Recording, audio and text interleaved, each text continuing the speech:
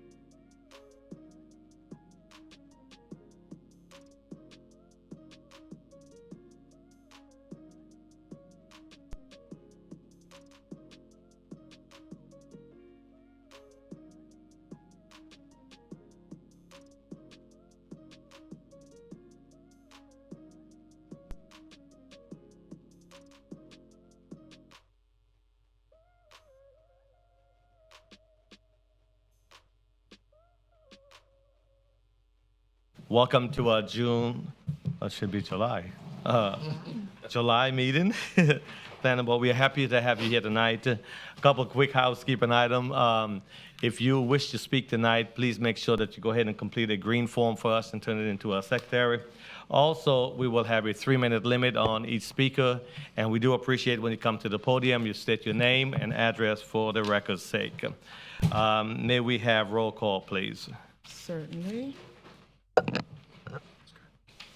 Mr. Barhu, Present. Mr. McLean. Okay. Mr. Newman, Present. Mr. Robinson, Present. Mr. Servance.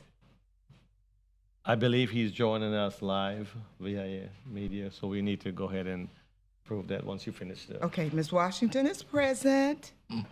And Mr. Weatherholt. Present. Mr. Chair, you have a quorum. Thank you very much. I believe Mr. Sylvans is on the. I am. Yeah, I am. I'm having some problems with my camera, but I'm present and attending. And I am on medical issues, so I'm doing Zoom. Thank you. So, Mr. Chair and board members, as you know, if we have a board member who wants to appear remotely, that is permissible so long as you have a physical quorum present, which you do. But after that board member, it provides explanation as to why they can't be here. You need to approve their attendance remotely by vote. Motion to so approve. Okay, we have to hear from Mr. Sylvans first. Mr. Sylvans, would you?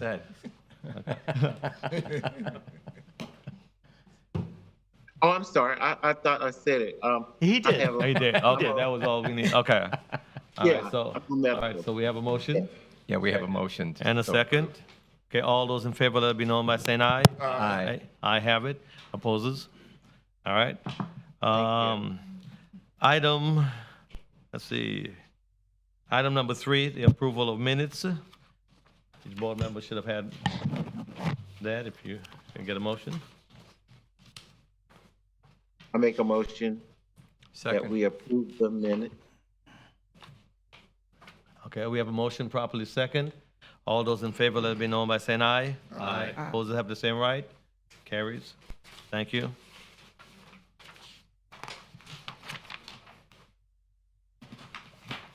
Item number 4, may we have it read first, please? And then I believe our attorney needs to make some comments. Okay. Item number 4, continued from June 1st, 2023, Planning Board meeting, Silver Beach Plan Development Redevelopment, PDRD, rezoning, DEV 2022-155, quasi-judicial hearing. Yeah, before we hear from staff, we'll hear from our attorney. Yeah, I wasn't actually here when this item was initially heard at the June 1st meeting. I did watch the tape. What I want to remind the board members is this: as you know, this is a quasi-judicial hearing.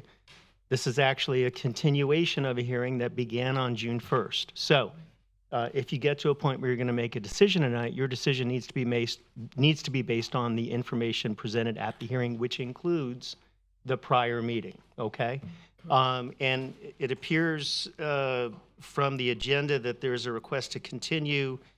And normally, if you do have a request for continue, you want to hear that before you've heard any evidence. I would suggest that you hear that request before you hear any additional evidence. You're not obligated to grant a motion for a continuance, but the applicant should be asked to explain the basis for that request. And then I think you should determine whether you want to grant that continuance before proceeding with the remainder of the public hearing. Okay, and so a quick question for you. That will be before our staff comes up, right? We'll hear Yes, directly- I wouldn't take any more testimony on this, Mr. Chair, than you've already had. This is Thank you. a procedural request. It's up to the applicant to provide you a reasonable basis that would motivate you to approve it. So I think you should hear that first. Okay, so in order to proceed, we do have item number 4, and we'll ask for the applicant to come at this time and give us that explanation. Mr. Chair, I have a question to Mr. Ben. Are we permitted to ask the applicant questions or inquire more? Yeah, I mean, he's okay with it. Okay. We'd have more issues if we hadn't commenced the hearing yet, because we don't want to get into the hearing if there's a No, request that's to the continue, but you've already had a full 2 hours of discussion on this, so. No, and as it pertains to his request. Sure. Okay. Okay, so let's hear from the applicant first, please. Chairman Rob Merrill for the record, 149 South Ridgewood with the Cobb Coal. The request is pretty simple. We had 2 hours of testimony. We had a lot of input. Our architect, our engineer, the property owners have been doing a lot of work to try to come up with an alternative plan and address some of the things that have been brought up. We haven't gotten there yet. As you can tell from the yellow shirts, we haven't been able to have a meeting with anybody because we're not ready to present our case. So there will be another case presented to you. This is, I think, part of the process sometimes. Sometimes it takes time. You guys have seen that. We've had sometimes it takes a year to get it all straightened out.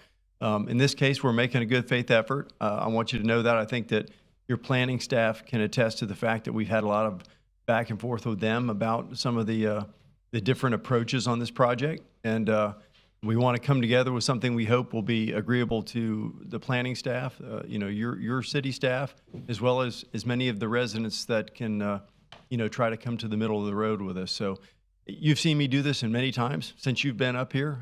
So that's what we're trying to do tonight. So I would say that if I would discourage you from getting into the substance of the hearing as a result of that. I don't think it gets us anywhere until I bring you back a new plan. I don't think it does any good. Okay, quick question for you. Would that, according to your request here, would that give you sufficient time to come back and have all the items Yeah, completed? so before we're that thinking date? 2 months would get us there.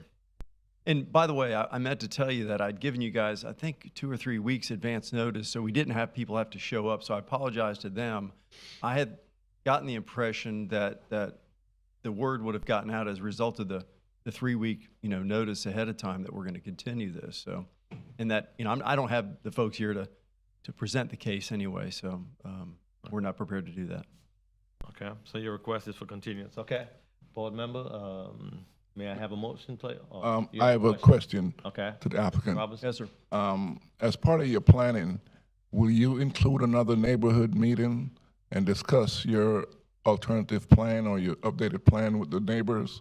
The way to do that needs to be worked out. In other words, Okay. I don't know that it's going to be anybody and all come along and let's talk about this. We probably are talking about trying to get some representatives of the neighborhood to sit down, to have a conversation that hopefully could be productive, as opposed to so many people that never get anywhere. So the answer is yes, but we want to do it that way. But you understand that. Until we have our plans finalized, Yeah. but we really can't do it yet anyway. But so. you understand that if you exclude a certain people that disagree with you, they'll come here and they'll publicly disagree with you. Milford, I understand So may I completely. suggest, and it's just a suggestion, that the ones that disagrees with you strenuously, that you meet with them and include them in your discussions or in your plans or in your meetings, or include them somewhere along the way. Yes, sir. So that they buy into your plan. I'm trying to make your job easier too. I agree. Well, my job is okay, but as far as you're concerned and the neighborhood is concerned, Yep. I would suggest that you strongly involve them I will. in it so that they can buy into it. We'll do that. Thank you, sir.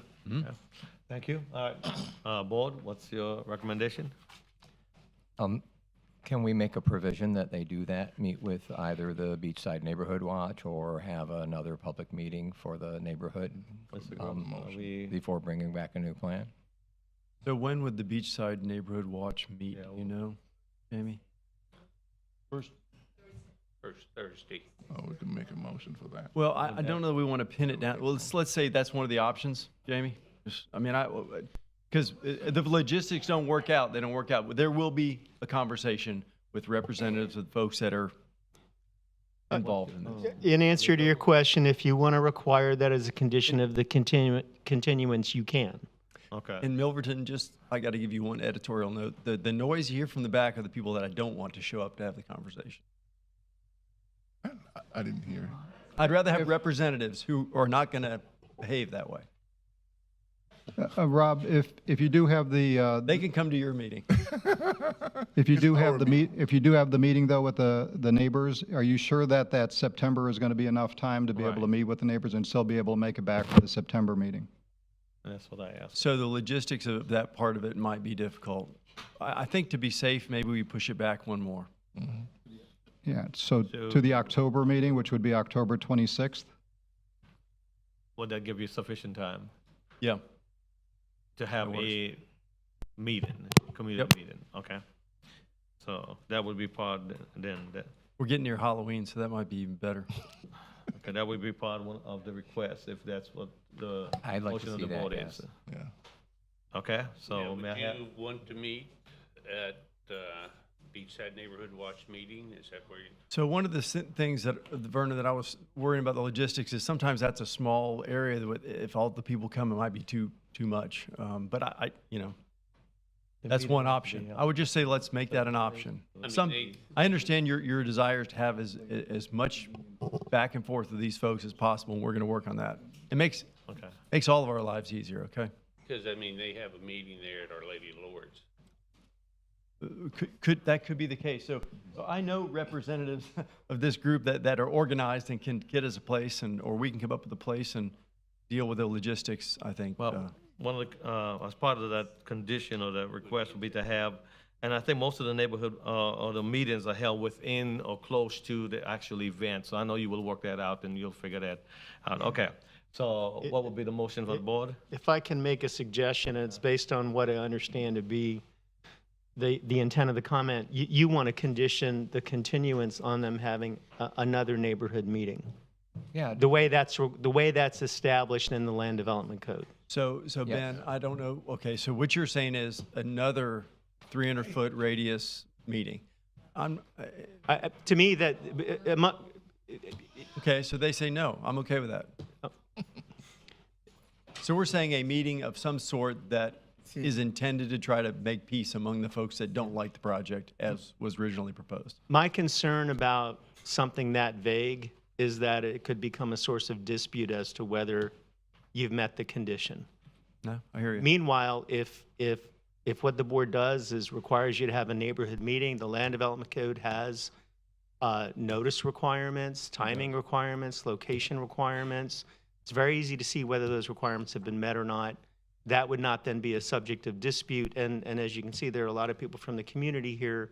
That could just be one more dispute that would prolong the public hearing if this item comes back. Always known you to be a wise man, Ben. And take into consideration, sir, that if they are going to dispute it, they're going to dispute it no matter where you are. Right. And you might want to take care of it up front so they don't dispute it here or the city commissions. These people, that are disputing, they're voters, they're citizens. And if they come here and dispute it and they go to the city commission and dispute it, you've not really handled the disputes and you might have lost the war. Gotcha. Okay? So I would strongly suggest that you meet with everyone and get all those issues taken care of. You guys give me a condition, I'll live with it. Thank you. Mr. Newman, is your condition then to have that meeting within as a yes, neighborhood? to have another neighborhood meeting the land as development code? per the standard in the LDC. Okay, so, And provided that condition is met, I would motion that we continue this item for, is it October now? October 26th. October. Yeah. Okay, so that's your That's my motion? Okay. May I have a Second. second? Okay, it's been motioned, properly second. All those in favor, let it be known by saying aye. Aye. Opposers have the same right? Okay, it's carried until October 26th. Thank you, sir. You're welcome. If I could please just remind all the board members to speak into your mics for recording purposes, please. Okay. Thank you. Item number 5, please. May we? Mr. Oh, Chair, one before we move on, there were people who wanted to discuss this item, assuming the hearing went forward. I think one thing you could do is keep all of those green sheets for the October 26th meeting. Yes. And of course, people would still be able to fill out a sheet at the Absolutely. night of the meeting as well. Absolutely. And certainly we want to hear from you, and we want to give you that chance to be heard. And so this item, the items that you actually came to hear, well, some of you anyway, I do have them all. I'll turn them into the secretary. She'll keep tabs of them, and you'll have that right to speak at that time. I do want to say I do appreciate you coming. If you're going to stay for the rest of it. If not, that item is continued October 26th. Okay, thank you so much. If you, See, that's why he don't want it. okay, We're not discussing the item. so, yes, you're more than welcome. Yeah. Yeah. Yes, you'll be able to do that at the end, yeah.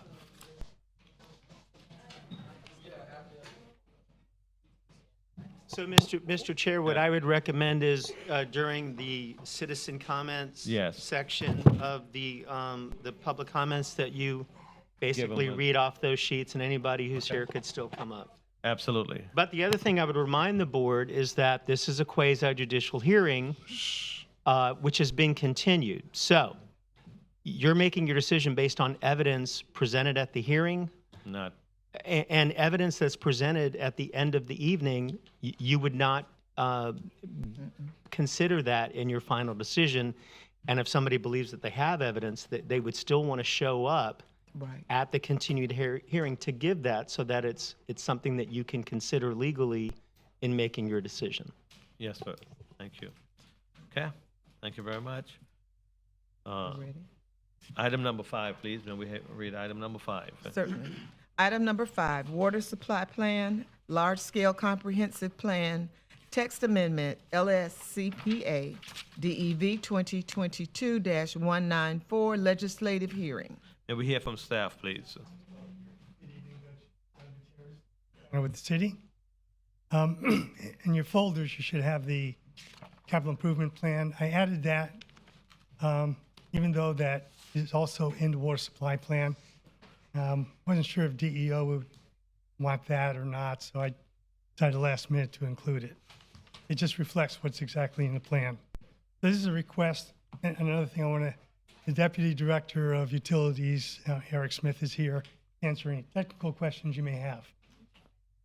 Okay, this is a request by Growth Management and Planning Department on behalf of Utilities Department to approve a large-scale comp plan amendment adopting the 2023 water supply plan and amending the comp plan in accordance with Florida statutes.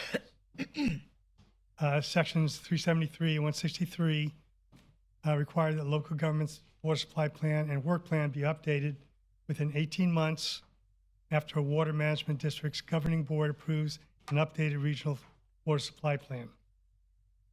The purpose of the update is to reflect any changes in the regional plan and that affect the local water supply and work plan.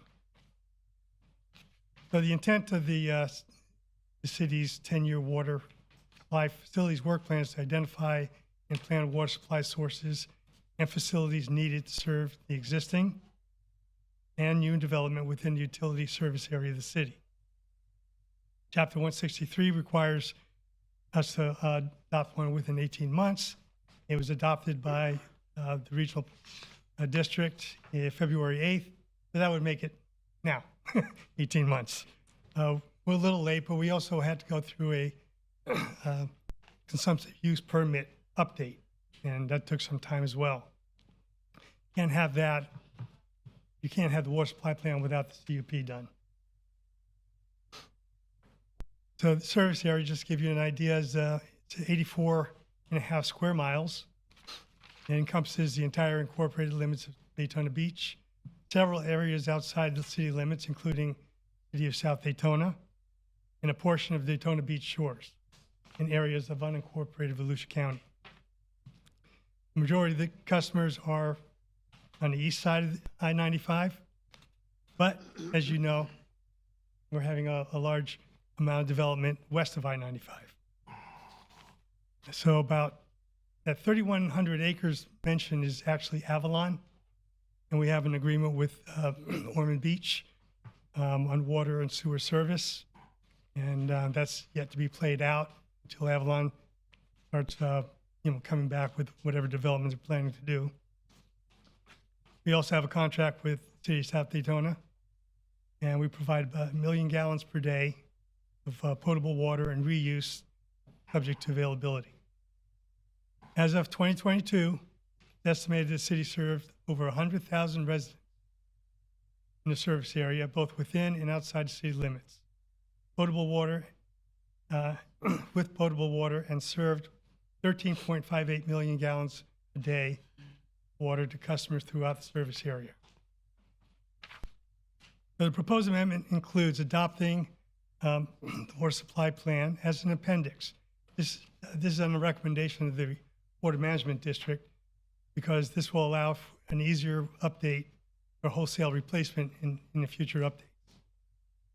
The Eastern Volusia Regional Water Authority is no longer existing, so all references have been removed from the infrastructure, intragovernmental, and coastal management elements, as well as any dates that are no longer valid. Staff recommends approval of the proposed amendment to the comp plan to be in compliance with Florida statutes 373 and 163. Majority vote of the planning board members present and voting is required to recommend approval of this policy to the City Commission, and is tentatively scheduled to be heard by the City Commission, first reading on August 16th, 2023, and second reading scheduled at the next available commission meeting subsequent to DEO and VGMC. This is a little faster than normal, as we're right at the deadline on adopting a water supply plan. And that concludes my presentation. Okay, any questions for staff? I do, Mr. Yes, sir. Chairman. I'd like to apologize to you and my fellow members for my tardiness this evening. Couldn't Thank you be for coming. helped, unfortunately. Doug, just a question on page 3 of the staff report under the revised policy 1.5. It's a paragraph that starts with, pursuant to the consumptive use permit issued by the St. John's Water Management District, allocating the amount of groundwater that the city's potable water utility is permitted to withdraw. The rest of that sentence is struck. Cities agreed to update the reuse plan by 2012. Makes sense, of course, for it's struck. My question is, does the rest of that paragraph make sense? If we have eliminated the end of that sentence, does everything up until then, should that be in there or not? I'm sorry, Mr. McLean, what section are you in? I'm on, Ben, I'm on page Page 3, Middle of the page. middle of the page. Oh, I thought you were referring to policy 1.5. Okay. No, it's in 1.5, but just before getting to 1.6, the revised 1.5. If you look at the bottom of page 2, see 1.6, and it was changed to 5. Does that make sense? Am I throwing you back? No, I think it's a good Okay. point. There's a sentence missing an edit, Okay, so. Yep. I'll take care of that. Okay, no Thank problem. you. Thank you. Okay, any A other lot of que- changes. Yeah, boy, I don't doubt that. Other questions? But let me, Go ahead. if I can, I think the general comment is going to be that we have to agree to update the plan if there's an update in the consumptive use permit, as Mr. Gutierrez said. So I suspect that the end of the sentence is going to reflect that legal requirement. Right, and I have certainly no issue with that. It's just without that last part of the sentence, what's there now it doesn't make a lot of sense. So once we put that in to be able to respond to that, that makes perfect sense to me. Okay. Thank you. Yes, sir. I just have one question, with the agreement with our partner city about the supply of water and sewer, the new development. I hear that there was, Turn your mic on. I hear there was some question regarding whether they were going to agree to that agreement. Familiar. With Ormond Beach, where they said that they were going to supply the water and sewer. I don't think this affects that agreement because of that interlocal agreement between the two jurisdictions. the city of Daytona Beach wouldn't reflect that area as part of the need that it needs to fill through the consumptive use permit. That's what it. Well, right, so which is that's something that the St. Johns River Water Management District then decides, which then requires us to make changes to the water plan. So this is all keyed off of the consumptive use permit, and that's all going to be wrapped up in a consumptive use permitting decision. Okay, and the remainder of my questions would probably be technical. Okay. Any non-technical questions? I guess I'd just like to know, do you foresee any change in our water quality as a result of these changes? They talk about developing alternative water supplies, things like that. Will that affect our drinking water? Well, yeah, so the alternative water supply language that you see reflects a statutory requirement that's based on the whole system of water regulation adopted by this state, where in order to reduce as much groundwater being drawn as possible, that all of the operators look for ways to use alternative water supplies for non-potable purposes. Reuse water is an example. Right. Where you can, you should use reuse water to water lawns because you don't need drinking water. By using reuse water, that saves on the amount of water drawn from the aquifer for an increasingly populated state. But there's some very technical rules that have been adopted and recently amended regarding the need to develop alternative water supplies. And I see that we have somebody from utilities here if you need more technical information on that. I just wanted to give you an overview. But the main point is alternative water supplies is not for potable water. It's for non-potable uses. That's all I wanted to know. Yeah. Thank you. Mr. Chair, So, yes, sir, Mr. Roberts. I'm a little bit confused a little bit, or might need some more explanation on the service area. Are we saying that we provide service to the city of South Daytona and the shores? Yeah, our service area, Yeah. and this is not uncommon.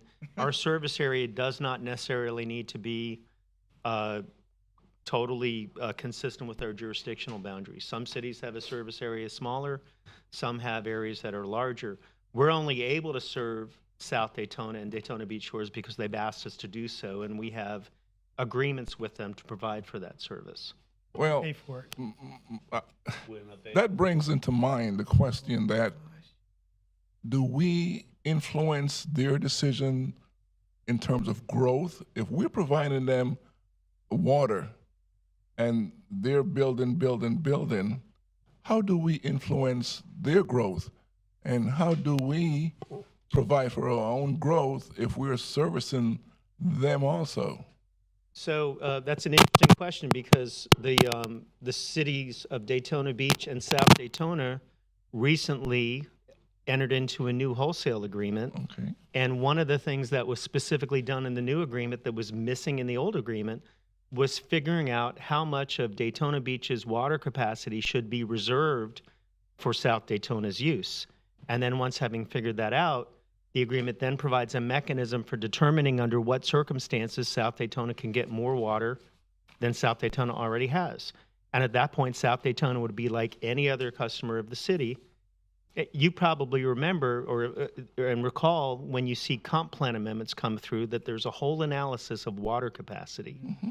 That's an analysis of our legal capacity, which is the amount of water we're permitted to draw under the consumptive use permit, and our physical capacity, which is what we have available in our plants. And when South Daytona is considering a development that requires a comp plan amendment, we're going to have to give them our water utilities analysis of our capacity so they make their decision.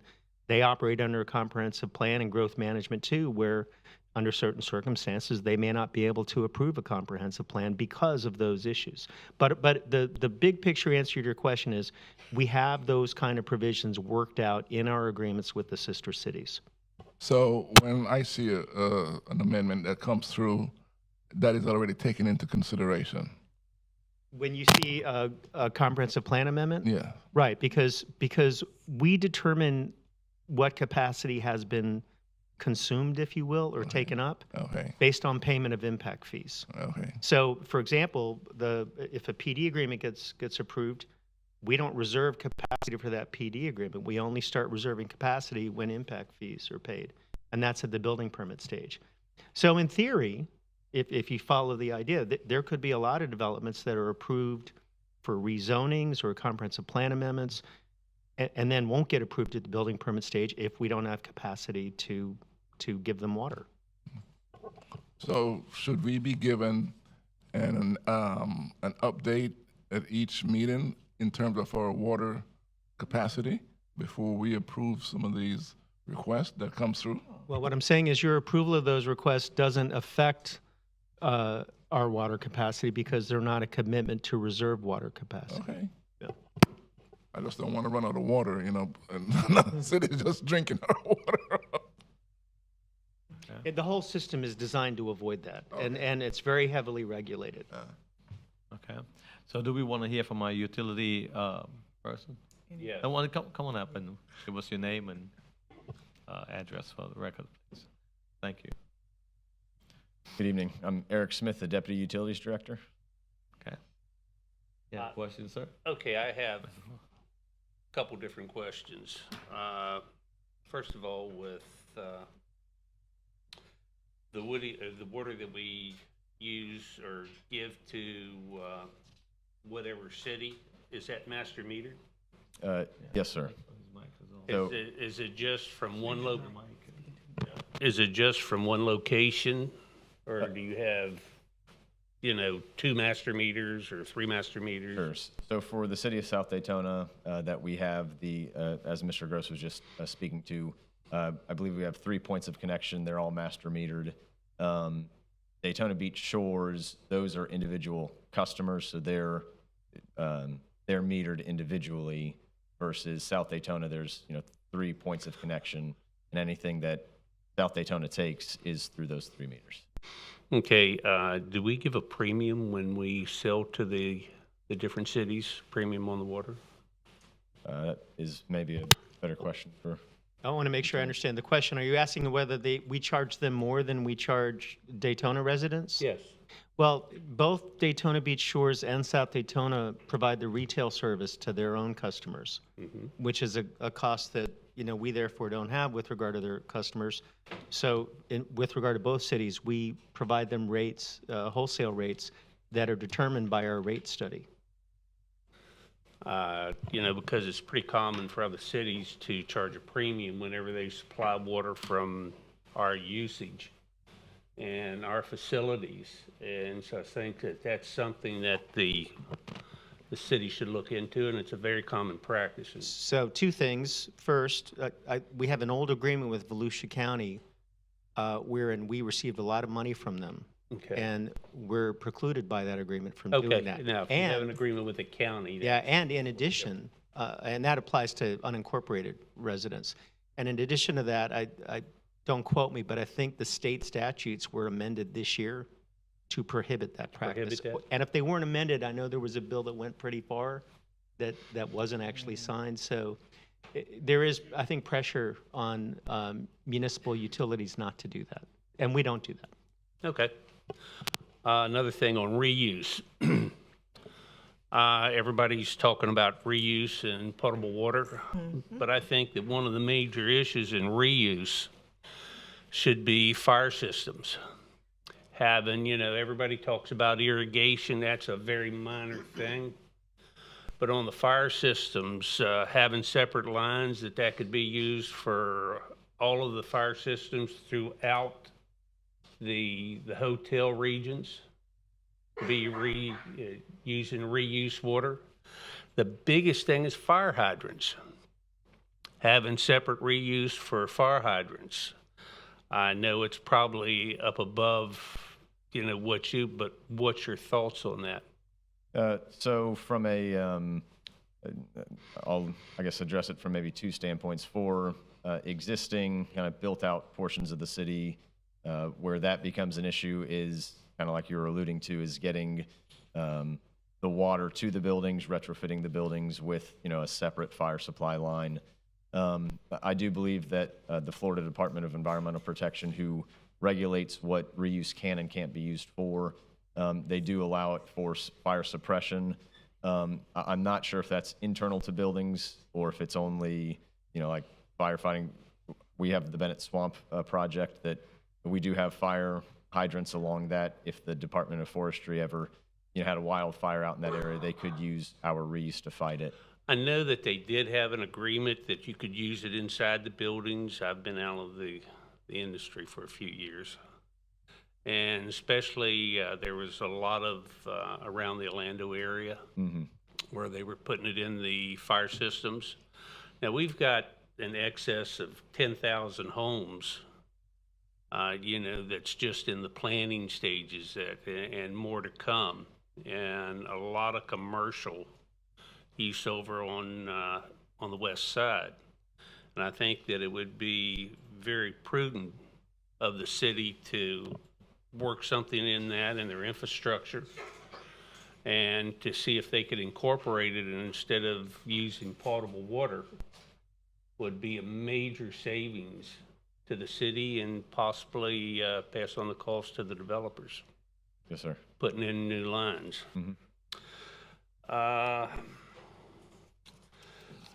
Large commercial users. We have one here in Daytona that uses, millions of gallons a day. And is there any provisions for them or in future? Do we have the capacity to give them more water, the infrastructure? Are you speaking to reuse? Well, no, potable, because they use clean water, where they're making some of their products, they have to use potable water.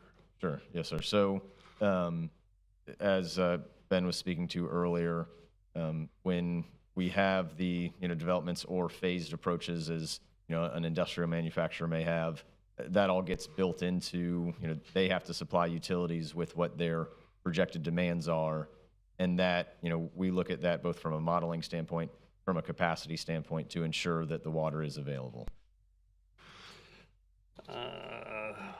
What about the cost of infrastructure? I think it's some that's coming up here rather fast. I know that this has to do with the planning board. We have a lot of large subdivisions coming up for review, and the infrastructure, whether it's in place or not, I think that should be a part of the package. We commonly, as most local jurisdictions commonly do, we require the developer to install the infrastructure to serve the development. Now, at a certain point, depending upon how far existing city lines are away from the development, we may have to cost share getting the lines to the development. But to be honest, and I think Mr. Smith could correct me if I'm wrong, but I think in most instances, the existing city utility lines outside of the development are pretty close, so that's not an issue. That's correct. I mean, especially on the west side of town, as the city has built out a lot of the infrastructures there, and where it's not, that's typically a requirement of the development to extend the lines to their development. At their cost. At their cost. I have never seen that in the city in a requirement, not in Daytona. I mean, it's possibly, I just I'm not aware of it, but I've never seen it in the development. I've been here for 23 years, and I think it would be easier to count on my hand the number of times we've cost participated rather than just required the developer to pay for the cost of extending services. But that's what I'm saying. It's I'm concerned with the taxpayers. The cost to the city, and I think the developers they've been getting a pretty good ride here lately, and I think that should be an issue with the new planning that's coming up for these developments, whether the infrastructure's in place for it and how that figures in on the capacity. And I think that should be part of, of this board's information for it, whether they have the infrastructure in place to have this many houses or subdivisions or whatever. Now, whether you as the city attorney agree, I'm looking for the taxpayers. Yeah, so it really depends on what kind of approval you're being asked to give. If you're looking at a comp plan amendment, if you're looking at rezonings, then under the Land Development Code, capacity may be an issue. But even where it's an issue, since our rules require the developer to build their own network, it wouldn't be defensible to deny a development because there's not a network there when the cost is going to be a requirement of the developer. It's not the regardless. network in the development. They do have to provide that. Right. But I'm talking about the infrastructure to supply them. Right. And as I've mentioned to you, we typically require them to extend the utility infrastructure to get to the development. At their cost. And, oh yeah, and as far as increases in plant size, that's what impact fees pay for. Impact fees represent their pro rata burden on the system. Certain That's portion exactly of what it, impact yes. fees are for. And we recently, I think in 2021, after a very expensive study, recalculated our impact fees to make sure that they're up to date and adequately address those increases in infrastructural costs. Now, we'll go to another item. We have adequate water supply right now for our customers. Now, what about the salt intrusion into the wells with the rising sea level? It's raising the water table up. Numerous studies have been talked about here in the city, and I think that you have been to some of the meetings. With salt intrusion is going to be a major issue in all of your wells and all of your well fields. And so are these things that are putting into consideration for the amount of water that we'll be able to get? Yes, sir. So the city does have swim wells, saltwater intrusion monitoring wells that we do monitor. We've got a history of drawing samples to look at chloride levels. From what we've seen, there's no increase in chloride for the city. Our well field, we have a western well field that's off of Indian Lake Road, and the eastern well field that's along the Bayless easement. But the furthest east well is kind of the Indigo Lake subdivision. So that is something that when we do this plan, looked at that when we do consumptive use permitting, that takes the potential for saltwater intrusion into account. That's certainly something that the Water Management District is, concerned about, that they want to address for coastal communities. Because it's always one of the issues that's really coming up now as far as utilities. The reuse, injectable wells. I don't know how much thought that's been given from the city. I know that it's been talked about, with the management of it, and a possibility that's coming, I think, very fast. Mm-hmm. Last year, or I guess maybe it was 2 years ago at this point, there's a new statute that was passed about beneficial reuse. So from a utility standpoint, we're always looking for more beneficial reuse where we can dispose of the reuse water in a beneficial way. At this point, kind of everything's still on the table, as you were alluding to earlier. We haven't looked hard at recharge wells or, pumping it down into the ground. But that is, I believe it's the west coast of Florida. They use their reuse to help fight saltwater intrusion by creating a barrier well. So those are things that we're actively looking at in our current, we're about to sit down with the Water Management District to kind of reopen our CUP negotiations. So those are things that we're considering as we prepare to sit down with them. Do you have dealings both with potable water or the combination sewer and water? I'm sorry, what was that? Do you have a combination? Are you active in the sewer aspect as well as the water, potable Yes, sir. water? Water intrusion on the sewer system. How are you going to start mitigating or alleviating that so we don't have the problems with the the sewer plants having to dump anything in the Halifax? Yes, sir. So I&I inflow and infiltration is a problem for everybody who has older pipes in the ground. We spend about $1 million a year lining pipes. We go through and we inspect them first with either CCTV trucks or Sure. robots to figure out what the highest priority pipes are. But we have a proactive program in place to line those pipes. We install inflow dishes in the manholes because either the manholes weep. Sometimes residents will open the manholes to drain streets. So we have inflow dishes to try to help and prevent the water from coming in through manholes. We line the pipes. So it's not an overnight fix. It's something that certainly takes time. We've got a lot of old pipes in the ground, but we've inspected a lot of them, and we have a prioritization list of starting with the most critical pipes and I working. know in the northern part of town, you're seeing doing a lot of the manhole linings, Yes, sir. which is a big problem. When you drive down the road, Peninsula Drive in particular, it's so rough where all the manholes, lids are wrong, manholes they're not rising, the road's sinking around them. That's usually a leaking manhole. Sure. But that is in your budget, every year? Yeah, so every year we devote money towards lining, and that's both on the stormwater and on the sewer side of the pipes, as Thank well you. as replacing. I manholes. appreciate that. Okay.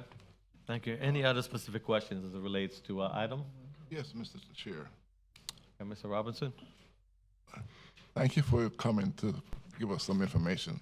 Sure. Would 'Cause you I'm more speak up, educated. please? Yeah. Is your mic on? Hello? Okay. Okay. I was looking at Appendix A on page 8.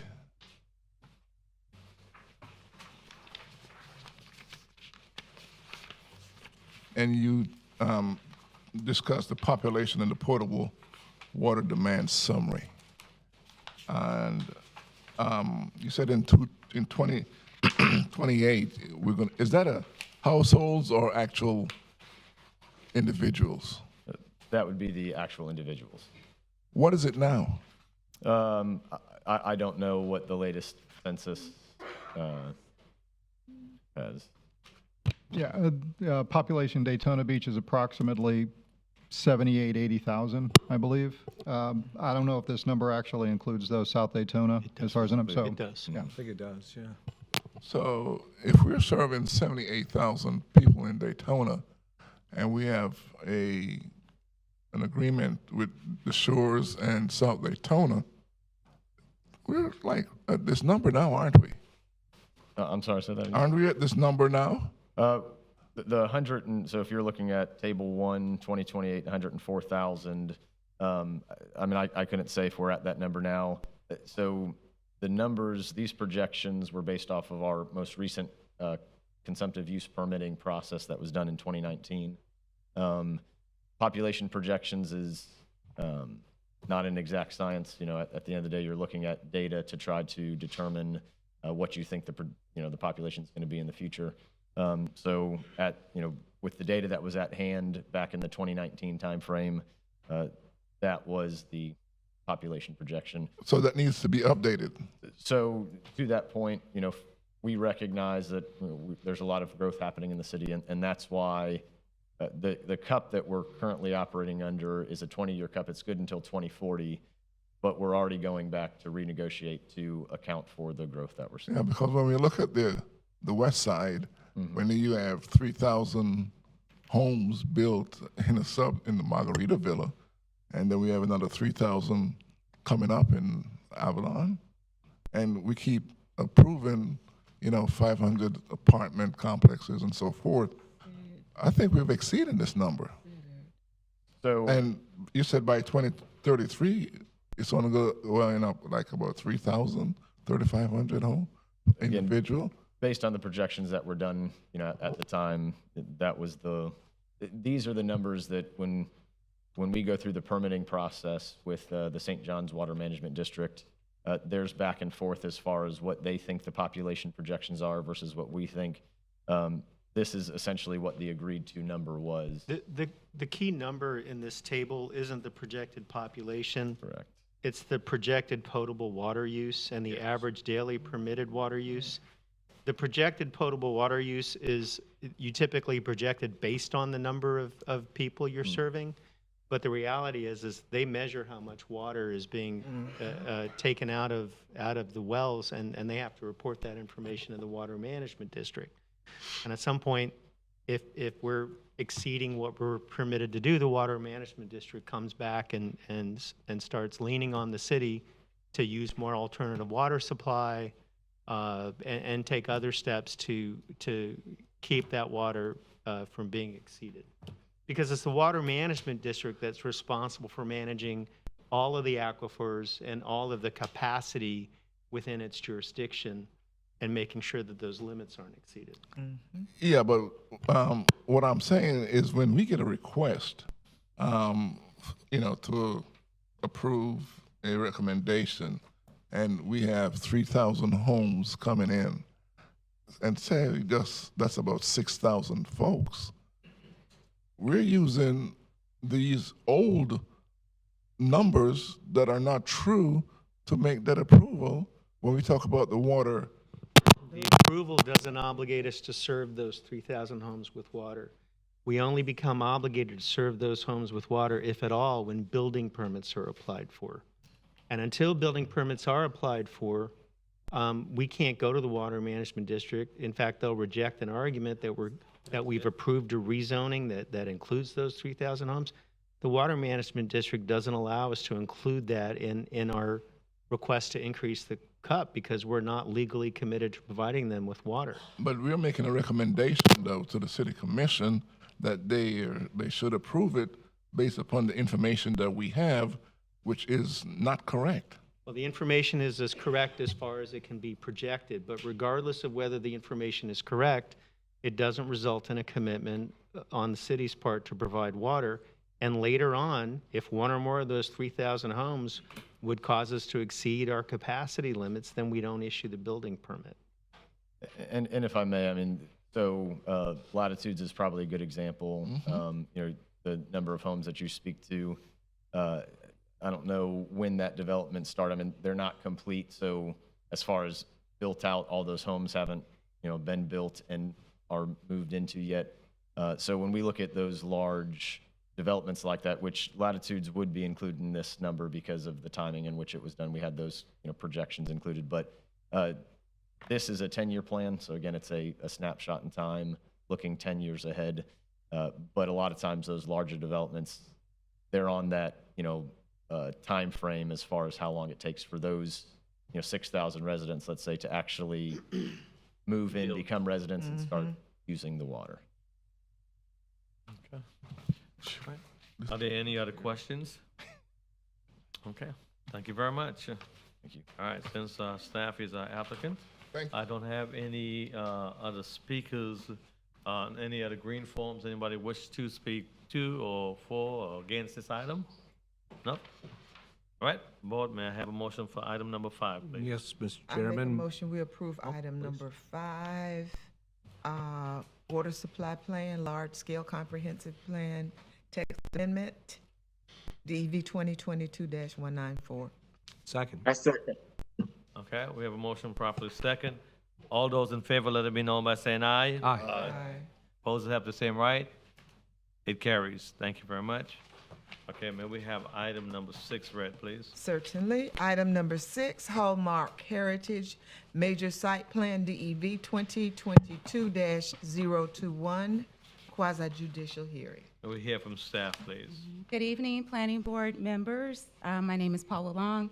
Always great to see you all. I'm a planner here with the city, and tonight I am here to present a request by Michelle Wittick of Zev Cohen and Associates on behalf of Evergreen on Williamson LLC, who is the property owner, to approve a major site plan allowing for the construction of a 516-unit apartment complex, inclusive of clubhouse, utility, stormwater management, landscape, and irrigation located on 19.57 plus or minus acres of land.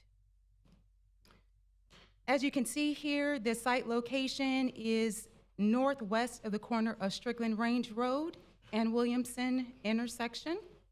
It is east of the Advent Health Complex. The aerial view does show that the property is vacant currently and undeveloped in its current condition.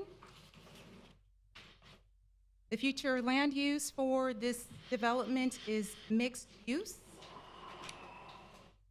Current zoning on the property is planned development general.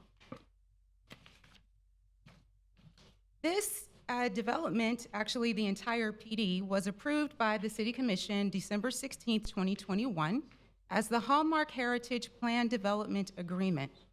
This agreement does allow for a variety of multiple uses, inclusive but not limited to different types of residential uses. As mentioned, this development is for a multifamily property. There are 516 units permitted by the mixed-use future land use and the Hallmark Heritage PD. 323,000 square feet, plus or minus, of gross floor area does require the planning board approval for site plans. Again, it is a multifamily complex. The overall development of this project, and it's a little bit small, but you did see all of the plans in your packet, doesn't include the entire parcel. It does include this portion, which is delineated with two out parcels to the east that are not yet being developed. There is adequate stormwater to the west of this development and slightly north of development. You'll see in yellow that there is a section for amenities on the property, which were fully described in your packet. And then the smaller square that is north of the amenities currently is an area that is planned for future amenities. Just a little bit of information here that you can be able to see fully in the planning board packet that you were presented for the architectural elevations. And then there is a rendering that is available for you, actually in your planning board packet as well, to be able to see an idea of what the building that does have the amenities in it looks like from the street, as well as the elevation, so above those areas where the amenities are located. In terms of the parking, and I know that's always a hot topic, in terms of the parking, it does require 1,032 units, which is 2 spaces per residential unit, as required by the Plan Development Agreement. However, 929 parking spaces are going to be on this site because there is a request to have a 10% reduction in terms of the parking because it is located within 1,000 feet of a public bus stop. That bus stop is at the corner of Strickland Range Road and Williamson Boulevard. So that does satisfy that requirement to have a reduction in parking in accordance with the Land Development Code and the Hallmark Heritage PD. There is a 50-foot scenic thoroughfare overlay requirement because it does face Williamson Boulevard, and the signage on the property will be in accordance to the LDC along with the Hallmark Heritage PD. There are a few conditions in order for there to be an approval for this site plan in totality, and by that you would approve, but we would not allow for the letter to go out or for the plans to be stamped until several things were actually done. There are just a couple of things. As you can imagine, it is a multifamily complex, which means that there is a proportionate fair share agreement that is in process. That agreement will have to be approved and payment made before the letter will be provided and the plans will be stamped for approval. All technical standards must comply with the Land Development Code. Proper completion of minor subdivisions and infrastructure to support those subdivisions or bonding satisfactory to the city is required, as well as the preliminary and final plat approvals need to be completed, as well as a few requirements for utility and the fire department comments. And some little architectural details that will need to be resolved. All of these things prior to an approval letter being issued and plans being stamped.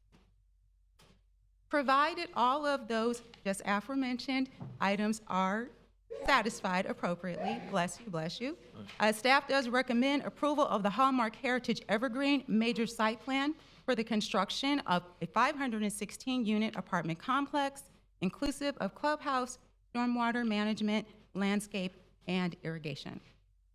The majority vote of the planning board members present and voting here today is required to approve the application. And again, those items previously discussed will have to be satisfied, the prop share paid before the plans will be stamped and approval letter issued. This concludes staff's report. Okay, thank you very much. Questions for staff? I have one question. one else? Since this is, a multifamily, and they have units with multi-bedrooms, does that affect the parking? Is it just one unit, It's 2 parking spaces per unit is the requirement. is a requirement regardless of bedroom? Regardless, Okay. yes. There is the 10% reduction that they've asked, and it is satisfied appropriately with the code because it is within 1,000 feet of the bus stop. Okay. Other questions for staff? May we hear from the applicant, please?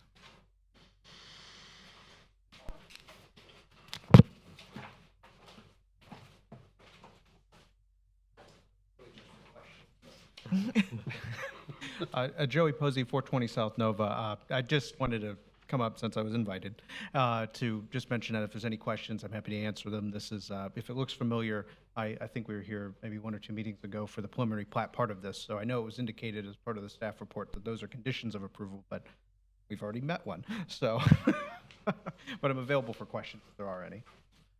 Okay, just real quick, the sidewalk will be in compliance with city codes, correct? Correct. Okay. All right. Any other questions? No? No. Thank you very much. Okay, and do I have anyone else that would like to speak for or against this item? I don't have any other green sheet. But Mr. Posey, thank you. All right, thank you very much. May I have a motion for that?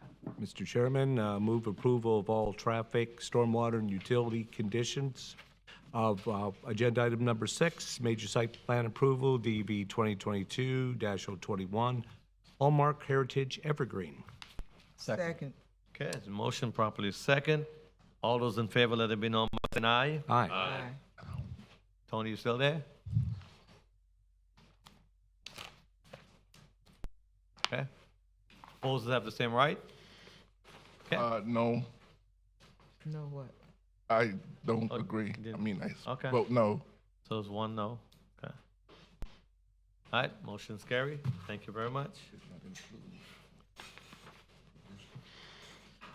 Item number 7, please. May we go ahead and read it, please? Item number 7, First Amendment to Caris Cold Storage PD, Plan Development General, PDG, rezoning amendment, DEV 2023-034, quasi judicial hearing. May we hear from staff, please? Good evening, Rose Askew, Project Manager, Growth Management and Planning.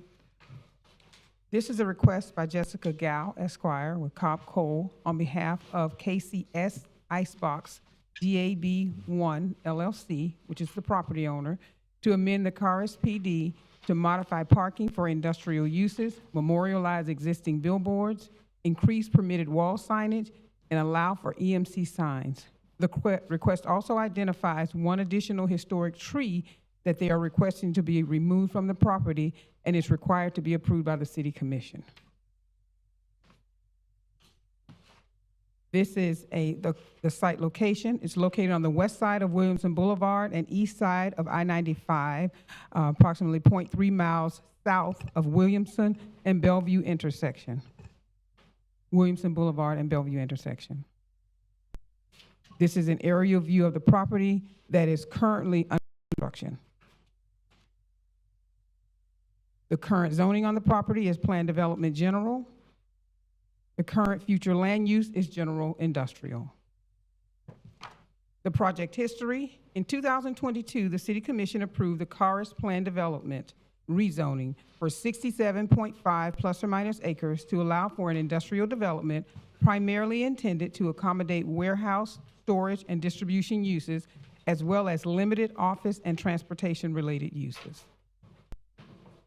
May of 2023, staff administratively approved the site plan for construction of a 439,982 plus or minus square foot shell industrial warehouse building, a 197,206 plus or minus square foot cold storage building, and a 140,400 plus or minus square foot distribution building, and all associated site improvements as permitted by the Land Development Code or industrial development that is not adjacent to a residential zoning district.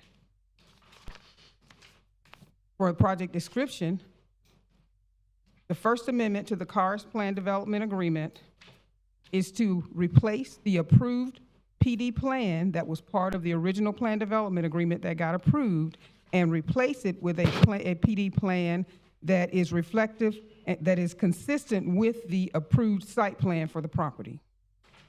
The second modification is for parking, to modify parking for industrial uses from 1.5 spaces per 1,000 square feet of industrial area and 3.5 spaces per 1,000 square foot of accessory office area to 1.5 spaces per 1,000 square feet of gross floor area, provided the industrial component occupies no less than 70% of the gross floor area. The third modification is for billboards, and is to allow the current 5 existing non-conforming billboards along I-95 to remain if reconstruction, with a condition that if reconstruction or repair cost exceeds 50% of pre-damage value, the billboard shall not be reconstructed. The fourth modification is for electronic message center signs, and it is to increase them from 1 EMC ground sign to 2 EMC ground signs for the development. For wall signage, is to increase from 2 square feet per 1 linear foot of lot frontage up to 200 square feet to a maximum sign area equal to 10% of the total wall square footage of an individual building elevation. And as you can see, because this is Hannah's report, she has an example down at the bottom. So right now, we have a wall area of 28,123 square feet. They would only be allowed to have a maximum of 200 square feet of wall signage for a building that massive. So this amendment will now change that to allow up to 10% of the total wall area. So it will be 10% of the 28,123 square feet for wall signage, which is more consistent with a building this size. Only having 200 square feet for a building that size. Did he say something? Go ahead. I'm sorry. And finally, the last amendment is for the approval of 1 additional historic tree to be removed from the property. So to help you all to better visualize what's happening, this is the current plan. So the current plan has 2 buildings, and I have to get, for my vision, I have to look at the presentation because I lost my glasses.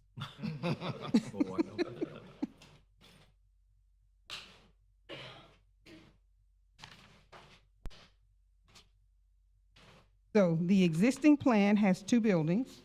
Building 1 is for 723,000 square feet.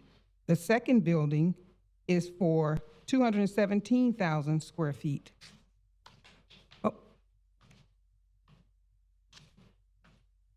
The arrow is showing the connection of the development to Williamson Boulevard. So that's ingress and egress. It shows the connection. So the proposed plan has 3 buildings that they are proposing to have. Building B is 439,982 square feet. Building A is 197,206 square feet, and Building C is 140,400 square feet. The next part that you see on here are the 5 existing billboard signs they're asking to keep. And this is, the final is showing the proposed area where the additional historic tree will be removed from. And it's the same connection to Williamson Boulevard as on the current PD plan. So, as a recommendation, a majority vote of planning board members present and voting is required to recommend approval to the City Commission. The item is tentatively scheduled to be heard by the City Commission for first reading on September 6th and for second reading on September 20th, 2023. And staff recommends approval of this request. This concludes staff's presentation. Okay, we have questions for staff. Just a couple, Okay. Mr. Chairman, if I could.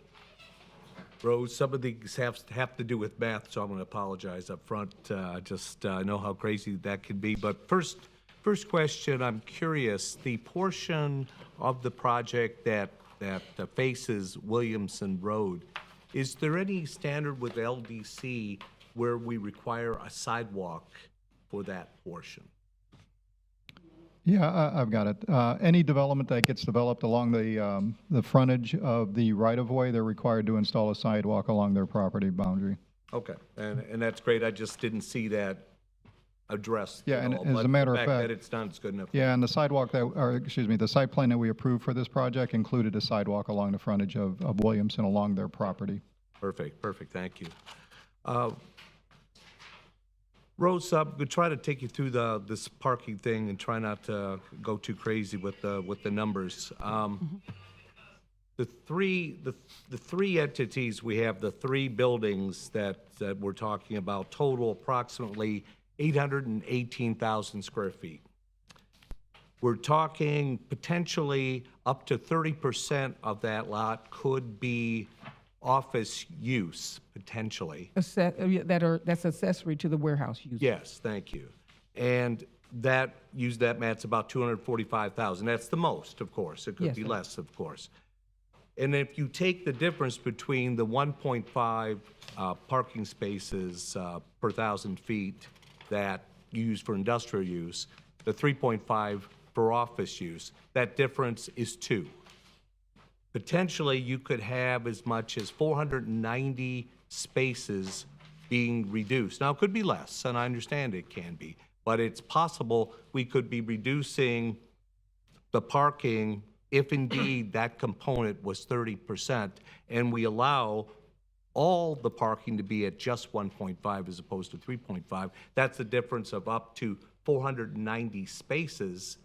I think there's a lot of parking spaces. Are you saying that will be eliminated?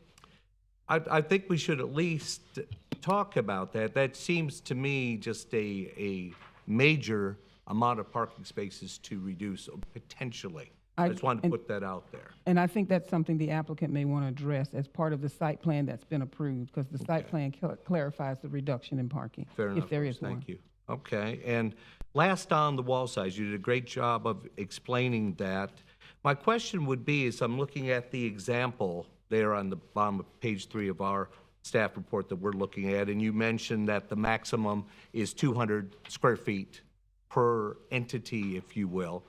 Is those numbers that I'm looking at, Rose, is that supposed to represent individual offices, individual entities, if you will? The maximum 200 feet is all the signage they could have on that particular building Okay. itself. And here's my point, and thank you. And my point is, if you're assuming that that large area is going to be a number of companies, it's not going to more than likely be just one. If we took what's there and you have 8 entities, and I'm going to use those numbers as an example, and you give each of those entities our maximum of 200 square feet, you're talking 1,600, if that's indeed what we do, and that seems to be, we're stretching the LDC as much as we reasonably can. The example we're looking at here is almost double that. And I'm not asking you for a yes or no or all that. I'm trying to put that out there to get everyone's idea of the proportion of what we're dealing with. So, and I know I'll talk with Rob making his way up here to talk about that in a minute. But I wanted to at least get that out there. And that's it for me. No more math, I promise. Any other questions? Yeah, Mr. since Newman? we talked about the parking and other things, but we didn't bring up the tree. I meant to So bring I'm up going to the bring tree. up the tree. So in this, Please do. in the earlier layout, the stormwater pond kind of allowed for the tree to remain there. It wrapped around it. And then in the later one, of course, they take the tree out and move the stormwater pond. Does that pond have to be of a certain capacity that requires that? I think that's another question for the applicant. It's based on their design of their project as to why they feel the need to remove it. Because that's the only reason I can see for changing that is if it's required for the capacity of Yes. stormwater drainage pond. But other than that, I would prefer they kept the tree. And that's all I have to say. I do want to make sure I point out that for the tree, it's on here to show they're requesting it, but that comes from this, goes to city commission. They are the ones, typically historic trees go directly to the commission, but we wanted to put it on here so that you all would be aware that this would be going to the commission for them to make the decision as to whether it gets removed. It's not typically something that would be here, Okay, okay? thank you. You're welcome. And just real quick, Rose, just for clarification, those 5 billboards, they do face 95, is that correct? Let me go Yes. back to it. Yes. That- If okay. you look at They're the, looking- if you look at the drawing, it shows them, and it shows Interstate 95s. Yes, they do. And the LDC, they wanted to face Williamson. Well, they're not asking to do anything to change what they currently have. They're Oh, they just already asking have to it. be able to keep them. They're already in existence. They just want to grandfather them in and make sure they are part of what this plan do. development says Yeah, they're right. allowed to keep. Okay. Okay? All right, thank you very much. You're Can we hear welcome. from the applicant, please? Thank you, Rose. Thanks, Rose. You're welcome. As always, Rose does a great job, makes my job a lot easier. Rob Merrill for the record, with Jessica Gao, and I've got Chris Rowley from Zev Cohen Associates for any technical questions, which, Jamie, we might need the answer to your question, but I think the short answer is, yeah, we wouldn't be asking for the historic tree removal if we didn't need it for the stormwater pond. As it turned out, with the site going from 2 buildings to 3, that's the way it worked out. I think when and this is Jessica's application, but I appeared before you guys some months ago, and we talked about how we've been asking for industrial projects like this for a long time. And this one's happening. It's under construction. These things came up as we were going through that process, both the site planning and construction process. Most of what you have here in front of you is collaborative effort with your city staff to come up with these things. We had always recognized billboards and PDs along 95. I don't know why we didn't, but now we are, so that's just kind of a standard thing. The parking thing, Mike, I'll start by saying something that I always say, which sometimes we let regulation drive what's happening. Sometimes we let the marketplace. In this case, not only has another industrial project, and I can't remember, was it Hebron? One or two of the other industrial projects did the same thing in terms of looking at the office and saying, whoa, that's not really an office like you'd expect where people are coming in and out every day. And the other thing about that is a lot of this space that's industrial is automated these days. In this case, a lot of it's automated. So the people that would normally be in the industrial part of it aren't there either. So it really works out that these guys know their business. Google them, you'll see their experience, as were the other industrial projects that came forward with the same standard. And it's worked, right? So this is proven both in other places, in other projects in Daytona and in other jurisdictions, this project. So I think that's the best answer I can give you. I will say, hopefully not adding insult to injury, we did have another component to the parking request that Dennis and we talked about. I think everybody agreed with. There is a provision in your LDC about compact spaces, a percentage of 20%. I think it's 25% in the code now for parking structures and parking lots if they're a standalone use. But somehow that's not incorporated into the parking parts of parking lots that are surrounded by other things. Mm-hmm. So we know that would be something that would be useful to us for our employees. So for people like have like little bitty cars. It's perfectly adequate for her. So that's what we're requesting in terms of in addition. So that was something I meant to say for the record. Yeah, and to be clear, the request is to allow for up to 20% of the parking spaces to be reduced for compact cars, which is typically a size of 8.5 feet by 17 feet, which to accommodate the cars. And we've done this before on other projects as well. Right. Yeah. So I think these guys know the business, and what you're getting is this is how it works for them. And I get it, and I understand what you're saying. In this particular case, Rob, it just seems like this is a considerable potential reduction if we go to, and I realize I'm giving the worst case scenario with the 30%. You should. It could very well be less than that, and I don't doubt that. But we're talking, when I'm doing the math, 490 spaces, that's a hell of a lot of parking spaces. Dennis, talk to me about, I put the words in your mouth, and I shouldn't have, the other project that happened that had this standard. Well, I know the B. Braun distribution center over on Clyde Morris, we did a reduction of the parking. It was similar to that. The office was reduced in the parking requirement, as I recall. Yeah. I was told that, so I Dennis, you remember how long ago that was? B. Braun was probably approved 4 years ago. Yeah, I mean, it's up and running, has been quiet. I would have remembered that once while I'm asking. You don't see a whole lot of cars. Mhm. That's true. Yeah. Okay. I'm sorry, Tony, what was your question again? No, I was talking about the signs and so forth. Just for clarification, as the Oh, the billboards, the yeah. billboard signs. Yeah. So they're already there. So I said that first. Right. So, I do have a concern about the size of the sign, or the wall signs that you're looking at. so 10% of the building, you know, I mean, so here's the thing, we have multiple tenants. This is not one big operation that's going on.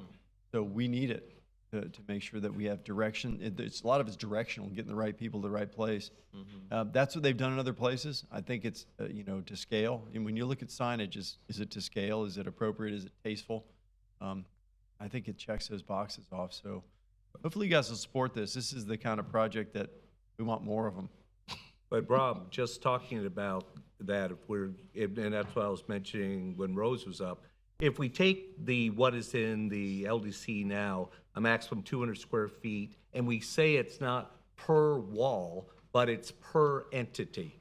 And this example looks like it has like 8 little pieces to it. I use this as an example to say 8 times 200, 1,600. Right. This same size entity with the 10% that we're Yes. discussing is nearly double that. So if we it's carved it, double we the carved it maximum up, what which we we already likely have. will, and we did it that way, yeah, it'd be more. So we're just trying to come up with a blanket number and leave it at that, so it becomes proportionate and tasteful and makes sense. So yeah, you're right. If you carved it up, it would be more. Okay. And we are Right. carving it up. There will be multiple times.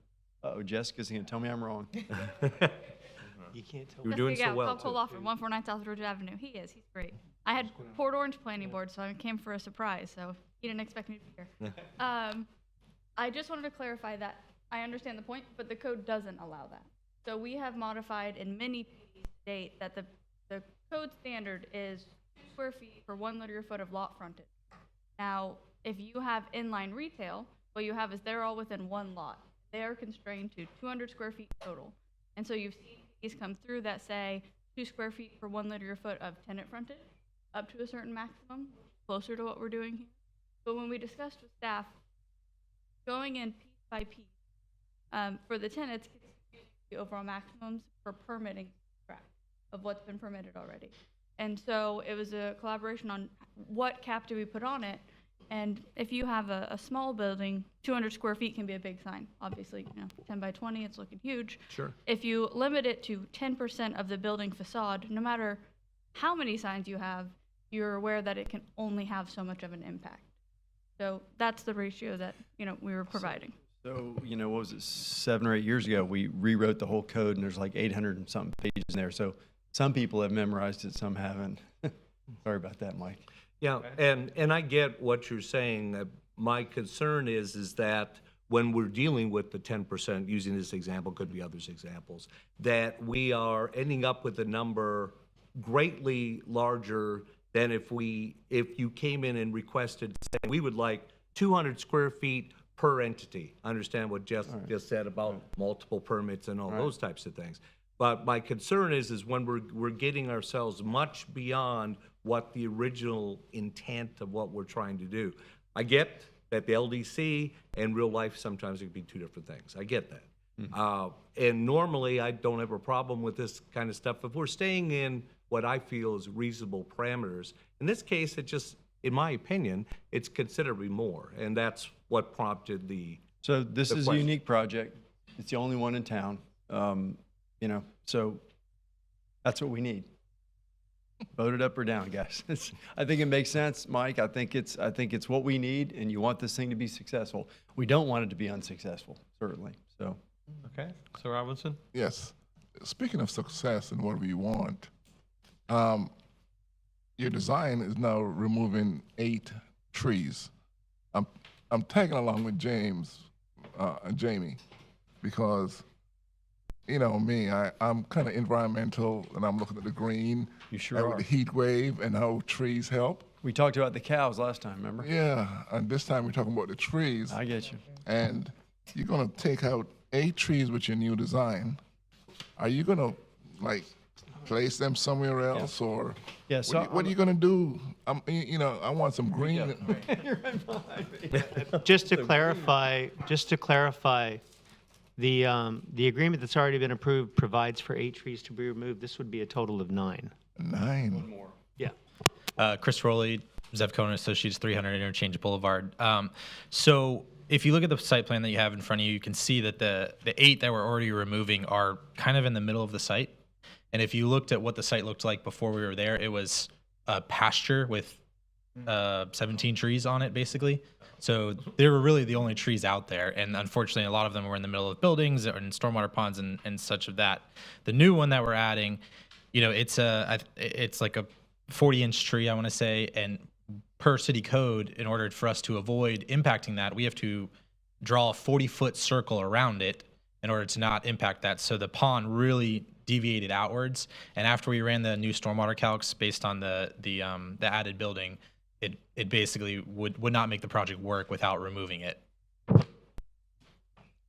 Or if you didn't remove it, it would die, right? Yeah, and that was another concern. So another concern is we're going to be cutting all up on the roots as well. So like the chances of it surviving would be minimal as well, or not minimal, but less. Yes. Sorry, I believe historic trees they're 2 to 1, Dennis, right? Off the top of my head, I'd agree with you, but I'm getting the thumbs up from the person who memorized the code. Yes. So for every caliper we remove, we have to double it, basically. So if we remove 40 inches, we got to replace it with 80. I just wish you would have designed your project to include the trees. I agree. Build around the trees and enhance the beauty and the successful,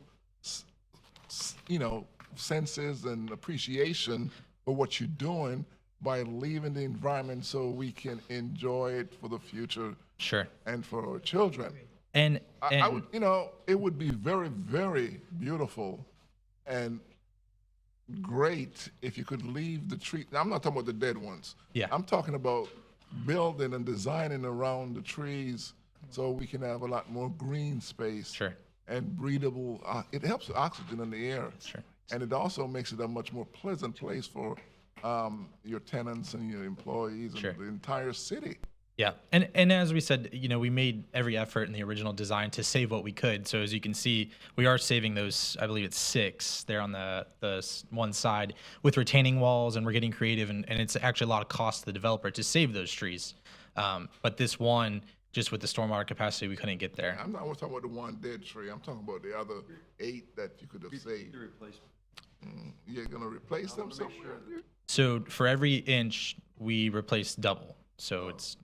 So if you take them out, you're putting in a lot of trees, Melvin. You're going to be Right. putting a lot of Take that one trees. tree out. Right. So there'd be multiple trees now. Before you had a few that the cows were under. Now you had 17 on the whole giant piece of property. Now you're going to have a lot more trees. Okay. And the good news is this, as you can see, the frontage along what is shown as planned south, that's all along 95. There's a 50-foot scenic thoroughfare buffer there that we have to plant. That is a massive buffer that will be planted all along 95, along with the buffer along Williamson. That's 50 feet as well. So you're going to be putting out a lot of trees? There will be a lot of trees out there. look nice. Yeah. Okay. Thank you. Okay, any other questions for applicant? I have one. Okay. You know, I don't want to beat this tree to death, but I didn't think that you could, I didn't think you could dig within the drip line of the tree anyways. Right. Yeah, I think that's the problem. You got to stay within 40 feet is what Chris said. Yeah, that's what I'm saying. You can't disturb the root system of anything short of the drip line. Right. I question, it looks like a very small retention area for this many buildings in the parking area. Looks very small. It's a if fully your calculations go, you know, So this one's fully engineered in site plan. So we're here talking zoning, but we really do I it know, backwards. we're just commenting that. Yep. Now let's get back to zoning on the signage. Okay. I think the signage is extreme. We definitely want a project like this. I think that it's a good project. The problem is when you have a signage of this size, it's not only one development, the next development that comes down the road is going to want the same thing. That's the problem. If we get 5 more of these on the interstate, I'd let them put a sign in the whole building. Well, it might myself. be in your neighborhood. Well, this isn't a neighborhood, Bernie. This is on I'm just saying, I-95. but it's This is an still industrial area. The same thing applies, Rob. You know. I would give you I the would same like response. to have 10 more of them along the 95. And they're on 985. Let them have whatever signs they need to function. That's my position as a business owner here in town. I think that's the right thing to do. If you moved it to a place where it was going to bother somebody, if we turned this around and made it over next to Pelican Bay, different deal. That's another thing I want Different to deal. Did Pelican Bay, what did they say about, you know? Oh yeah, we went through this whole process. We didn't have any issues with Pelican Bay. You know, remember with the Amazon thing was going on, and we were very careful not to affect them. So I think we were good. Okay, but like I say, I think on this signage, I think it's a little bit too big. We need it. That's all I can say. I know that you want it, and I'm not saying that you don't need it, but I'm just saying that it's a little large. Well, if you guys would like to convey that thought to the commission, I'm happy to talk to them about it too. But I think it's the right thing. I think we're bringing jobs. We're bringing, prosperity. It's what we need here. Totally agree. It's the ideal location. Exactly. That's the reason they bought the property there. Precisely. It's been in the planning for a while. Yep. But that doesn't necessarily mean that, we have to have the signage this size. That's the only thing project's great. Thank you. Okay, are there any other questions? No, thank you very much. All right, sir. thanks. All right, I got a couple of green forms. Janet, Miss Janet. And again, when you come, just please state your name and address for the record. You'll have 3 minutes, please. Okay. My name is Janet Meredith. I live 1600 Big Tree Road in Daytona Beach. And I came here to save the coastline, and now I guess I'm going to be talking about a tree. So I just want to make sure that this is the right space. The address is 1094 South Williamson Boulevard. Is that correct? I'm not sure what the exact address Yeah, is, but That's the address. so what I it's have. located just south of the thank you, the dog track. So it's almost 68 acres. And it sounds like they want to remove one historic tree. I don't really know what makes a tree historic, but when I hear that word historic, I see a red flag because there must be something that makes it historic. And so if you walk out this double door right here, there are 3 huge trees right out front, and they're incorporated into the walkway and the whatever that's called out there. I don't even know. I'm a little nervous. So I don't know why they can't leave the one tree. I mean, I didn't know about the other ones. I don't think that I can say anything about that. But 68 acres, and you want to take up one more tree. So the trees break the wind. They absorb the rain. We have hurricanes here. We just had 2 hurricanes last year. Hopefully we won't have that again, at least not like we did last year. But, the trees break the wind, and then that ground that the trees are on is what absorbs the water. When you cover the ground with concrete and pavement, the water doesn't absorb. Like, for example, where I live in a condo. The entire parking lot is paved, and everybody with a car got flooded. Their car got totaled because there was nowhere for the water to go. It just sat in the parking lot. So we're talking about a parking lot for a warehouse. And so, anyway, I'm just against that removal of that historic tree. Okay. Okay, thank you. Thank you. Appreciate it. All right, I have Jenny Nazak. Good evening, everybody. Jenny Nazak, 501 Harvey Avenue. An industrial site can be quite gorgeous. They can have rainwater cisterns collecting rainwater off the building. For example, a 10,000 square foot roof in a 1-inch rain event can collect 6,000 gallons of water, and then that water can be gradually pumped out and allowed to percolate gradually. So maybe not all the stormwater pond square footage has to be there. Is it possible that in the stormwater pond square footage calculations, that the stormwater pump function of the large tree was not taken into account? Those things are giant stormwater pumps, in addition to being necessary for heat mitigation. Like, this is a life and death matter. Very often, concerns about the environment have tended to be thought of as sort of like sappy and emotional. And I do love beauty, but it is also actually a life and death matter with heat and so on. But it would be interesting to calculate, because there are calculations of how much water a large tree does pump up. An oak tree will pump up thousands of gallons of water in some short time. So it's worth looking into that for the calculation, maybe putting some cisterns. Like I said, I've seen industrial sites with really cool looking cisterns and things.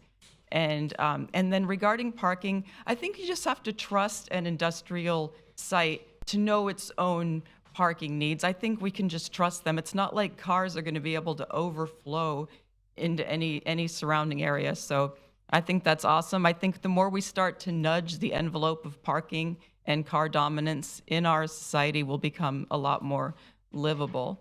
And that's about all for now. Thank you all very much. And I do think industrial is a good thing to be adding. Thank you. Okay, thank you very much. Mr. John Nicholson.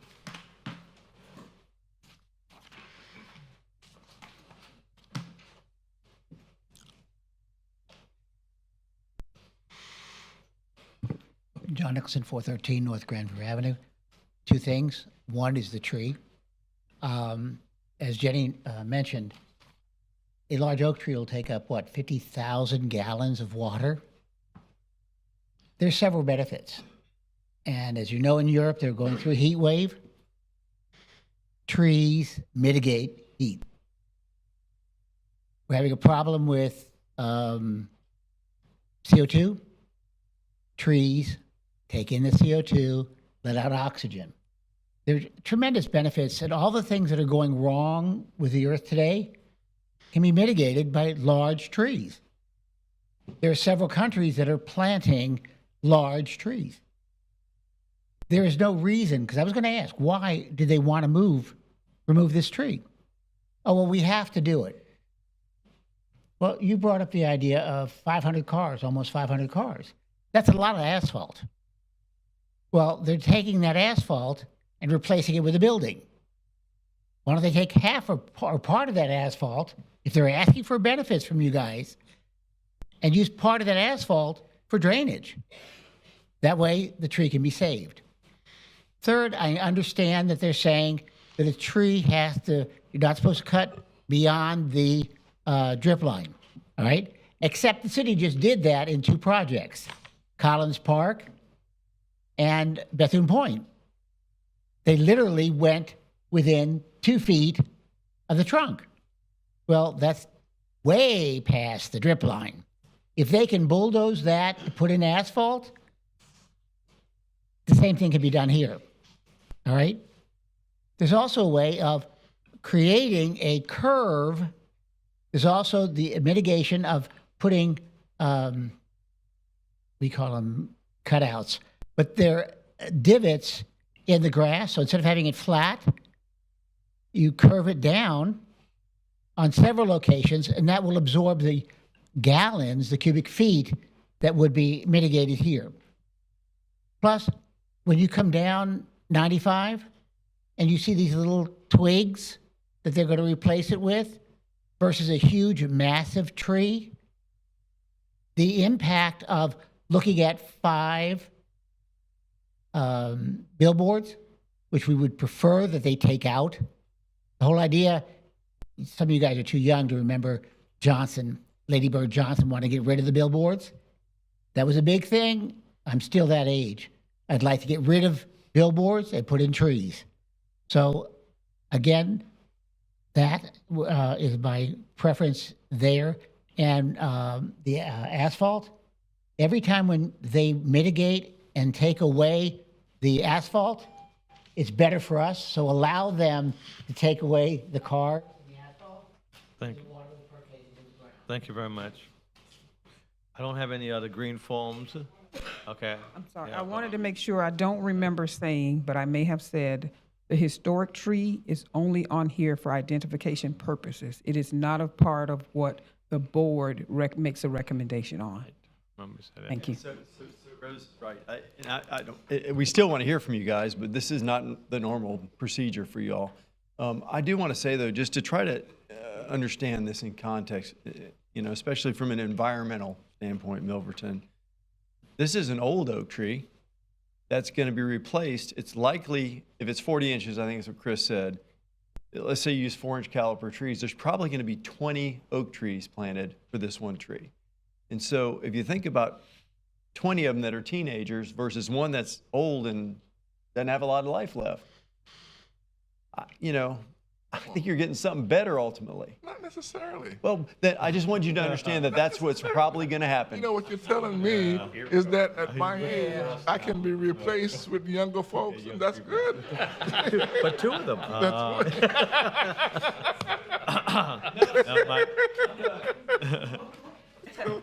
All right, with that.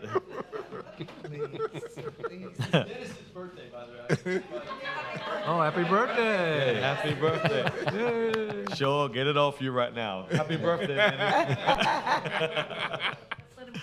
No. Okay. You've heard, you've listened, you've learned, you've given your comments. Board, may I have a recommendation, please? Can we add additional motion, Mr. Chair? Well, you need to make a motion. Can we, with I'm whatever- sorry, can we make motions, Mr.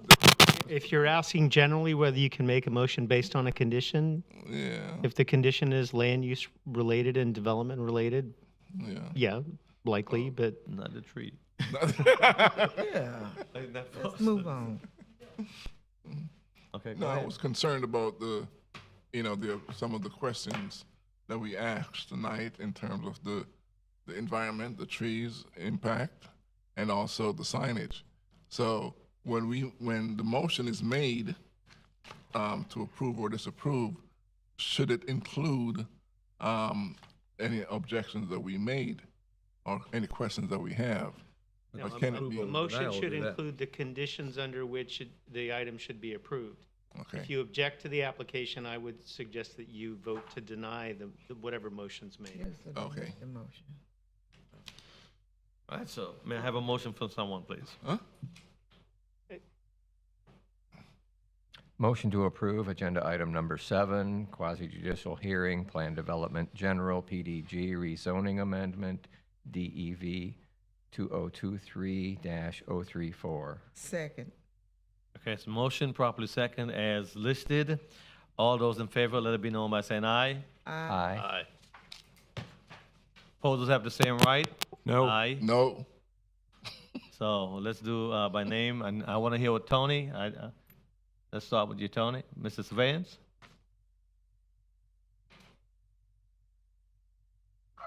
Hello, I'm here. Hey, Yeah, voted no, okay.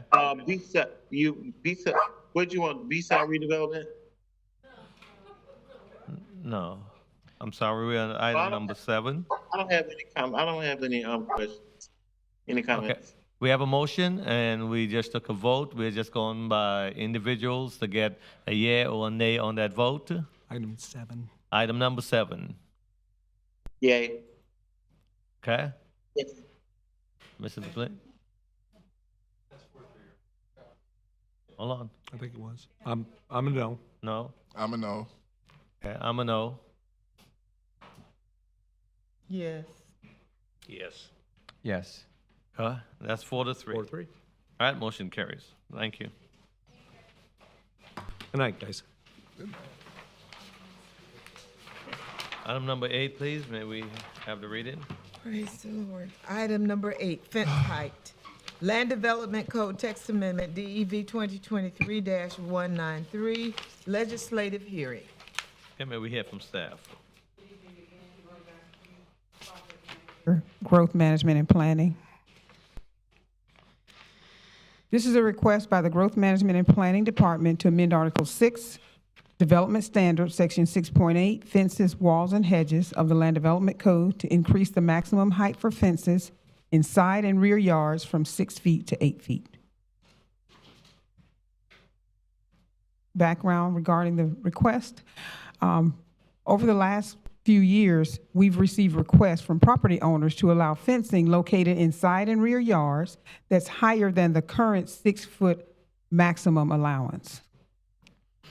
The request has been made to address privacy and security issues that property owners are having. To try to get an understanding of what the property owners were talking about, I went out and visited several neighborhoods throughout the city. And what I found was quite a few properties that have special circumstances or conditions beyond the landowner's control, such as exceptional topographical conditions, including but not limited to lower elevation levels than surrounding properties or properties that have sloped areas and the shape of the property. So what happens is when you have a 6-foot fence, if you have a property that has a slope, so this part is 6 feet, but where it slopes down to 6 feet, it's not level. It's not giving you the protection that you would get if you had level land and all of it were 6 feet. So what this amendment request will do is if I have a property that has a slope, this area is going to be 6 feet, but I can raise this up to 8 to kind of make them level so the whole property is receiving the same amount of privacy and protection. The current regulations in Article 6, Development Standards, Section 6.8, fences, walls, and hedges, located in side and rear yards have a maximum of 6 feet. The regulations do not take into consideration any allowance for deviations from the maximum height requirements for properties that have these types of special circumstances. So it's just 6 feet, period, no matter what. As if all of the land on the property is going to be level and even, and the fence is going to be the same all the way across. There's no allowance for deviation for that.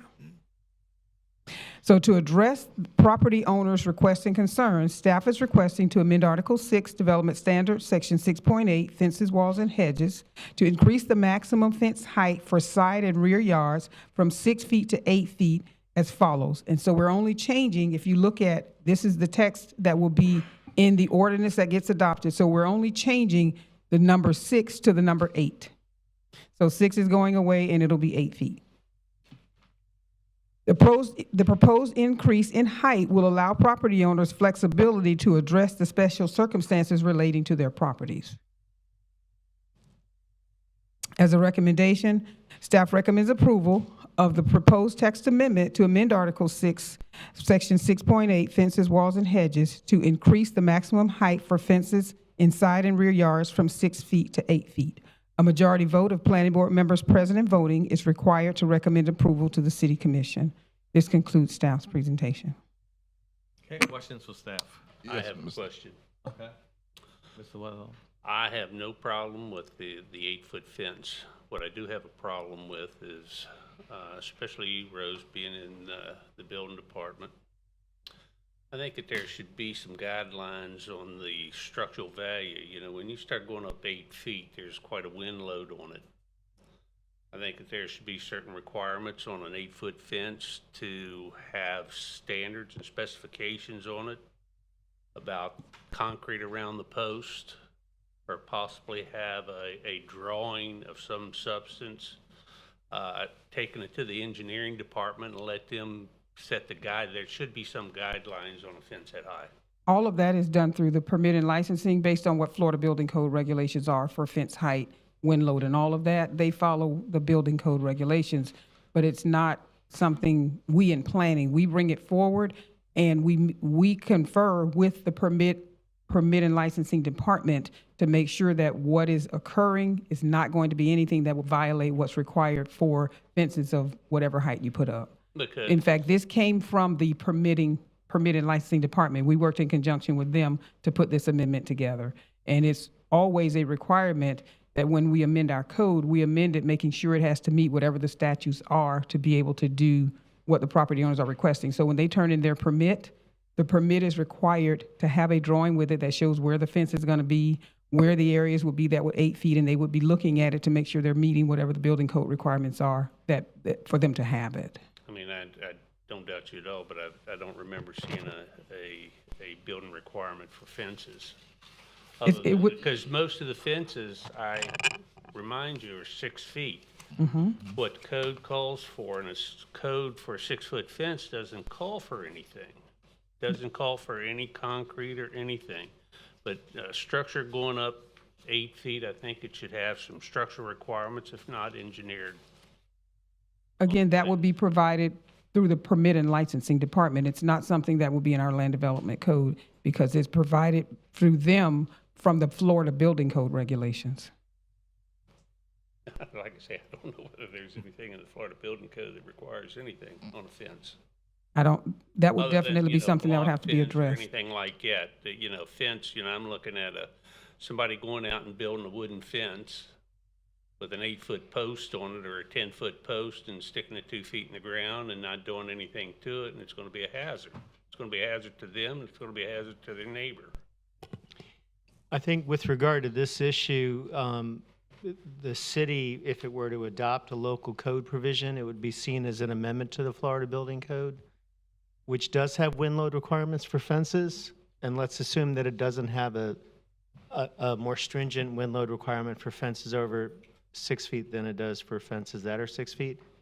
Well, we're restricted in our ability to make amendments to the Florida Building Code. And the way that works is if we did an amendment, it might be in effect for a year. We have to report it to the state. And if the state rejects that as a technical amendment, we wouldn't be able to leave that amendment in place anyway. So just, food for thought. I don't know offhand whether the building code does have a different wind load requirement. And I hear you saying that you don't think it does. And I know it doesn't for a 6-foot fence. Right. Now, as the height goes, it has structure, it has requirements for different types of fences. If you put a block wall up or, it's got to have a certain footing or whatever. But, I'm looking at the, average resident that's going to go out there. He's not going to build a block wall. He's going to build a wooden fence. And I just don't think there is. So Just I'll a leave it quick at that. comment, and it may help what Vernon's trying to get across here. Where I lived before moving here, 8 feet was the requirement. We did that. We requested concrete posts, got them done. I don't know if it's from the Florida Building Code or not, but it was done. We had absolutely no issues with it. Very private, very secure. I'm a fan. Totally agree. Yeah, Mr. Robinson? I was just concerned, Ms. Rose, about how did you arrive at the 8 foot and not 10 foot or 12 foot? And at what point do we stop? It seems to me that we're almost building like a prison. And it's kind of weird you have a 6 foot. We're going from 6 foot to 8 foot and then to 10 foot. And at what point do we stop? And where did they get the 8 foot from? Is from the state code, Mr. Ben? Or I think the code was. I'm telling you that I don't have the ability to verify or This was a request that came to us through the permit and licensing department. But they didn't give us any information as to how they got to the 8 foot and not 10 foot. I understand your logics in terms of the sloping and all the other stuff, but why not go 10 foot so you can get more privacy? Or 12 foot, why 8? And how did they arrive? They didn't tell me how they arrived at that 8 foot number. They just said 8 foot like it's an arbitrary number with no evidence to support it.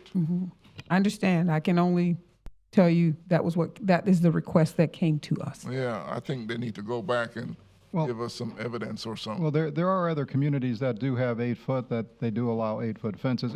For example, you know, and the building department had looked around to see if 8 foot would have been an appropriate height, and that's what they came back with a request to the planning department to bring something forward to be 8 feet, because they were getting requests from property owners who weren't getting the privacy and the security that they were looking for, and the 8 feet was going to be able to do that. We do also allow for 8-foot fences in industrial zoning districts for industrial purposes currently in the land development code, so that 8 feet currently is in the code for the industrial Probably for areas. security reasons. Yes, Yeah, it is. exactly. I would, yeah, Yes. privacy.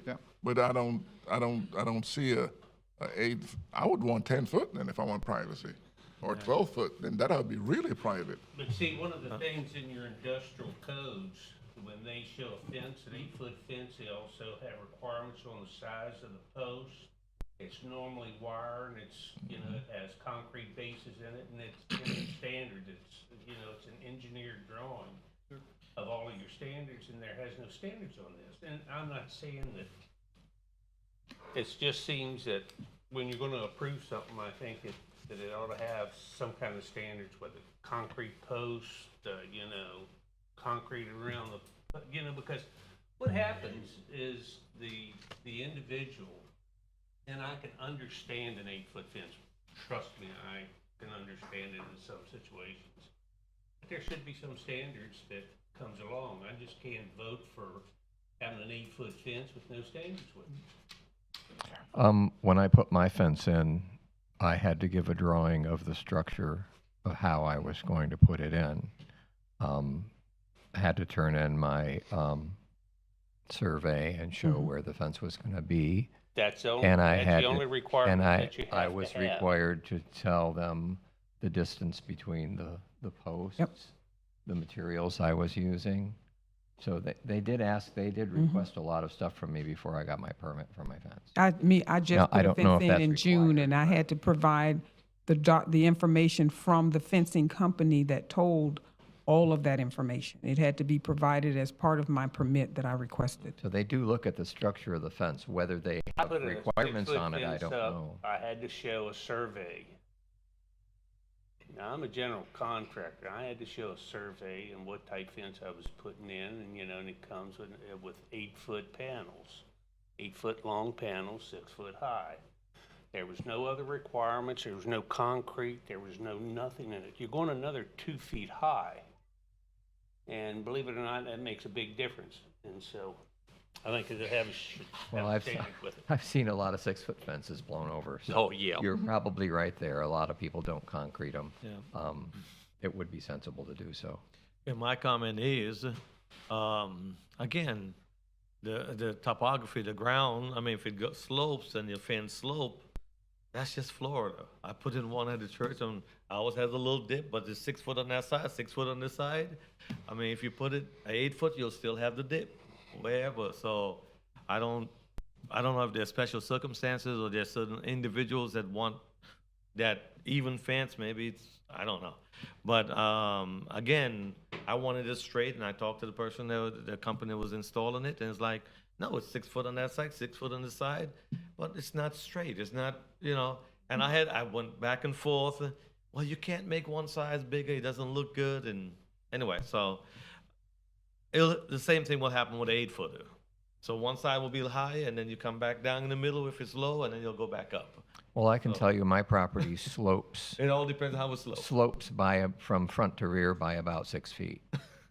Just my house is 3 feet difference from the back to the front, and then the yard goes back even further. So visually, if I would prefer to have a higher fence along the back of the property, because 6 feet, I'm standing at my back door, I'm just looking straight over it. And the neighbors are looking straight in. So I can see the purpose for an 8-foot fence or a 10-foot fence. One step at 8, 10, 20. Close it in. So anyway, that's where we are. But the panels they make in 6 feet, so what are you going to do? Yeah, well. All right, but it will have to go and meet all the requirements for the license and all that to submit, right? Yes, sir, Okay. it does. All right, since the staff is our applicant, are there any other questions? Staff? No? Okay, thank you very much. I do have a speaker, Ms. Holly. Thank you for your patience.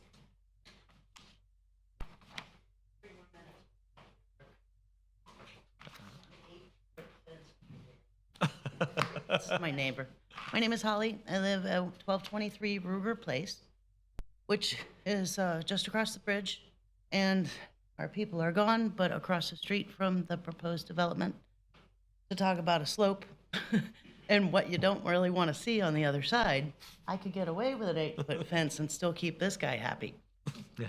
And that's where, construction-wise, I want to use 6x6 posts. And being across the street from the ocean, the wind force you speak of is quite strong.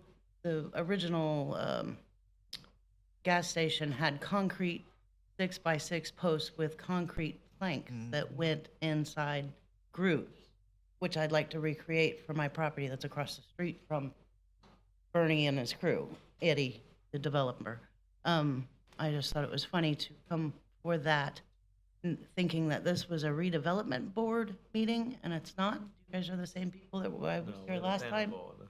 Yeah, and I thought this meeting would be next week, so I was confused about today. And my only yellow shirt, I work in entertainment. I'm very proud to build J-Lo's show, much less Beyonce or Elton John or anybody else. I work hard, I work a lot. I live here. My house was my grandmother's house that I own, directly across the street from the development. So I've got the slope that means 8-foot, 10-foot fence. I'm doing my best to have patience. Mr. Merrill does have my address. I thought the last time I had to stand here before you was going to be a more private meeting because it's our neighborhood.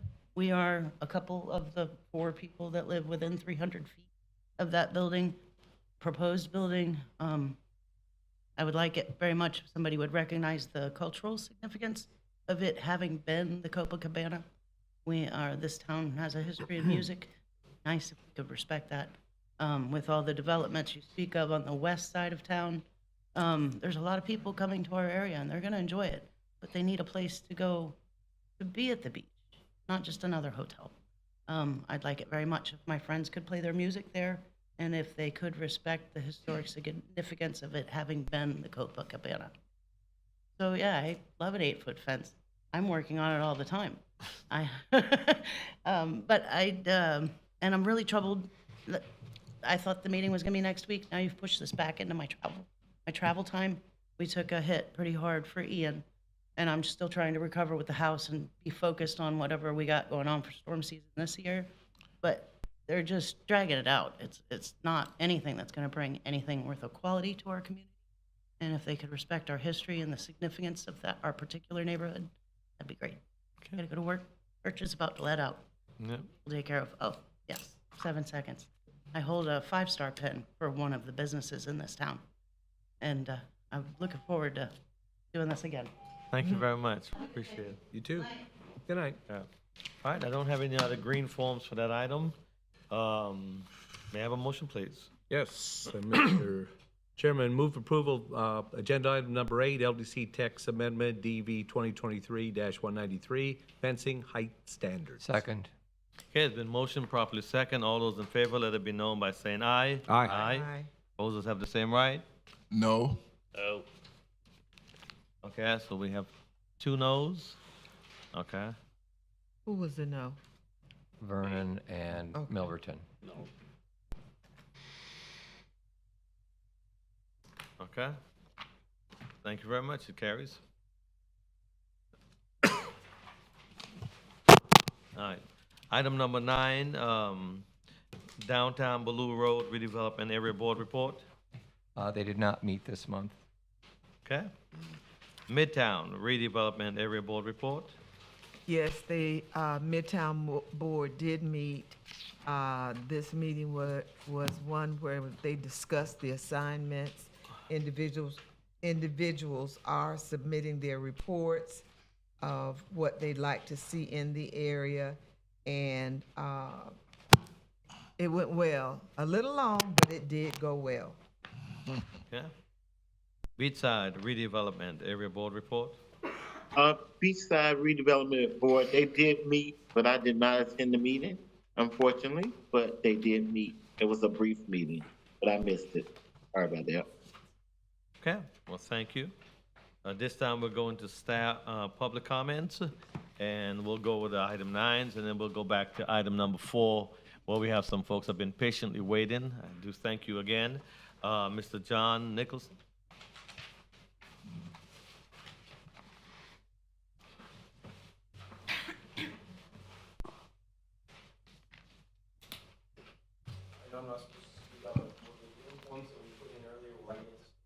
Yes, sir. John Nicholson, 413 North Grandview Avenue. FYI, Mr. Milverton, the reason why South Daytona has our water is because it used to be part of our city. So we had the infrastructure there from our city, and then when they withdrew from our city, we were still supplying them the water. South Daytona used to be part of the city of Daytona Beach. Secondly, Silver Beach, I'm still having a problem with that, the delay and whatnot. We've been going through this a couple of times. I understand they want to get it correct, but something happened tonight I don't think is kosher, but I'll leave it at that. Third, when you all see things in your plans and whatnot, the Daytona Grand, when that went in, I was surprised that they had 12 of those huge electrical boxes sitting on A1A. So when you come down A1A, all this garbage is sitting right there for our tourists to see. Then they have this huge fire hydrant plumbing that sits right next to it. That's like 12 feet tall and 20 feet long, right there on A1A. And then when you're walking down A1A and you look at the building, there are a dozen air conditioning units sitting right above the second floor. They didn't try to hide it whatsoever. And there are several times that things have popped up that you all are approving. And I don't know if you guys can see that in your drawings. You don't see the finished product is what I'm saying. And I don't know whether you would approve it if you saw the finished product as we see it. Does that make sense to you all? Because we're a tourist town and we want to look our best. And you don't put your garbage cans at the end of your picnic table. You know, you want the residents and the public to see the best that they can see. And lastly, it's been months. Kathy Washington Noble was coming down the pike. I'm asking you to look at your floor area ratio. I'm asking you to look at your submerged land. And I'm asking you to look at the parking requirements for hotels that have restaurants, because the Renaissance is coming in, the Marriott Renaissance is coming in. They're going to have a restaurant. They will be required to have all this parking. And these hotels, they don't drive from one hotel to the next when they're next door. So if I were going from the Hilton to the Ocean Walk, I wouldn't get in my car and then drive a half a block and park again. I would just walk. And most of these hotels downtown, or on the beach side, that section, people are walking by and then they go into the restaurants. I think that should be part of the consideration because parking. Thank you very much. Mr. Ray? Ray? M-A-R-C-O-V? Ray Marcone? And Mr. Chair, just to be clear, I think what the consensus was is if the individual's not still here, their green form will be kept until the meeting where this is coming back, absolutely. This so is item number so 9. that they're signed in. Yeah, this is still item number 9. Yes, sir. Okay, we'll go back to item number 4 now. I do have those green forms, and we'll keep him, Mr. Rob Merrill, and we know he left. Mr. Gus?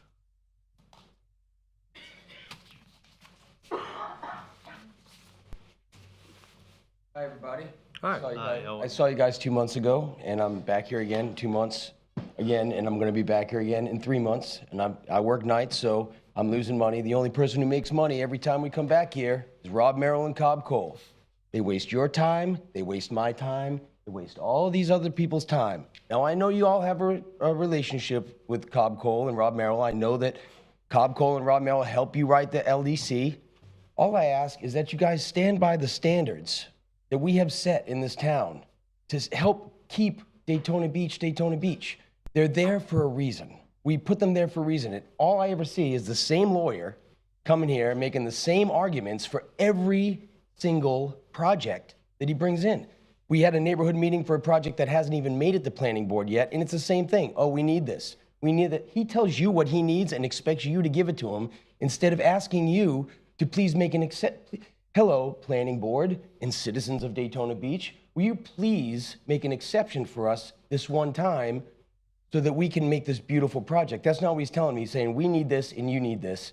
It's the same argument every time for him, every time I come here. The only person who wins every time we do this is Rob Merrill. Billable hours, Cobb Cole, billable hours. The person who's putting the project up, he's still got to pay more money. He's paying them. They haven't made the whole reason you guys gave him the continuance last time. Said specifically, you guys said, it's 2 months. You said it. You think 2 months will be enough time? You said it. He goes, absolutely. Now he's back here asking for 3 more months. We brought all these people here. We had rallies. We told everybody to be here. Everybody took their time. The citizens of this city did this because we care about the condition of our resources and the way that everything has been overlooked and neglected. He says, well, you've done it before. You've done it before. It is time to stop doing the things that we have done before that are ruining our resources here in Daytona Beach. It is time to take that into consideration. Tonight, you guys all, before anybody got to speak, all of us were here to speak. You all knew we were here to speak about it. You mentioned it, right? Somebody mentioned it right ahead of time. I know that Mr. Gross was not here. I know that you were. I've been a party to some emails that know that you guys have been talking about just bypassing the planning board and going directly to the city commission. Those things have been happening. He said, well, we can get around that. We'll just reinterpret the land development code. I have the emails. So I get what's going on here. I know you guys all have a relationship, but it's time to stop all of that. It's time to start adhering to the codes that were set for a reason. They were set for a reason to protect the citizens who live here, the taxpayers who live here, in the quality of life that we all have been sharing and accustomed to. There's people moving into these little beachside homes. Now they're going to be moving into a place where there's hundreds of empty condos on the beach. That's all the time I got. But you guys Thank you. know the truth, and we all know the truth. Thank you so much. Mr. James Tiger? James Tiger, 1227 Ruger Place, directly right across the street from the development. I am so glad. I don't know him. I'm so glad he spoke right before me. First time ever. Bought 22 years ago here in that neighborhood. That's a great neighborhood. First time I've ever been here in this room to a city council meeting or of any kind. I was totally shocked when I walked in here and heard that Mr. Merrill come up here, knew every one of you by first name. And I immediately, like, are you kidding me? You're laughing, you're joking, you're back and forth with everything. And he had the audacity to stand here at this microphone and tell you guys, I don't want to talk to them. They don't know. They're not worth listening to. They're out of control and whatever. And I'm like, what? And you guys sat there and took that from him? He doesn't even want to listen to the people. I went to the very first one when they laid the plan out for what it was. I originally heard it was a 25-story building. Then it went to a rumor a couple weeks later, it went to 26 stories. On the paper here tonight, it says it's 27 stories tall. You guys are concerned about the size of a sign on the side of a building. He's concerned about the fence in his backyard. 27 stories? Are you kidding me? There's got to be some kind of height restriction. If you go right down the road, 11 stories, Ocean Vistas. Have you ever walked down A1A at 7 o'clock in the morning? The shadow goes 2 blocks back. I won't get any sunlight in my yard till when? 11 o'clock? Are you kidding me? We sat here and talked about fence height restrictions at 6 feet. There's got to be some kind of height restriction. What's the tallest building in Daytona right now? Does anybody know? I would think so. How many stories is it? 32. 32. So this will be the second largest building in Daytona. Is that correct? I mean, this is what people are concerned about, the way of life. This sign that you got right here, you put out in front of this place is gorgeous. It looks great, and it's all about getting people to come here to Daytona. I'm telling you what, we need your help on this because nobody's going to beat this mural guy. I can see that right now. This is his dance floor. He works at Cobb Cole. He comes here to dance. This is his office, and it's obvious. It's obvious as hell. And I'll tell you, what's going on with this building there, it's look at his two neighbors. Look at the two neighbors. The CEDA, it's a drug haven is what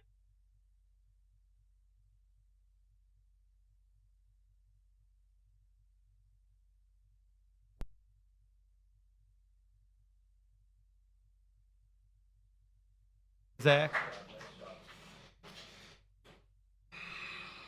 we need your help. I'd want to address a point that Mr. Merrill brought up last time. I don't know if he's listening or not, but at least it's getting out there. He sort of accused a bunch of us neighbors of being like, well, I've got mine, so all of you all, no more new people, you all just keep out.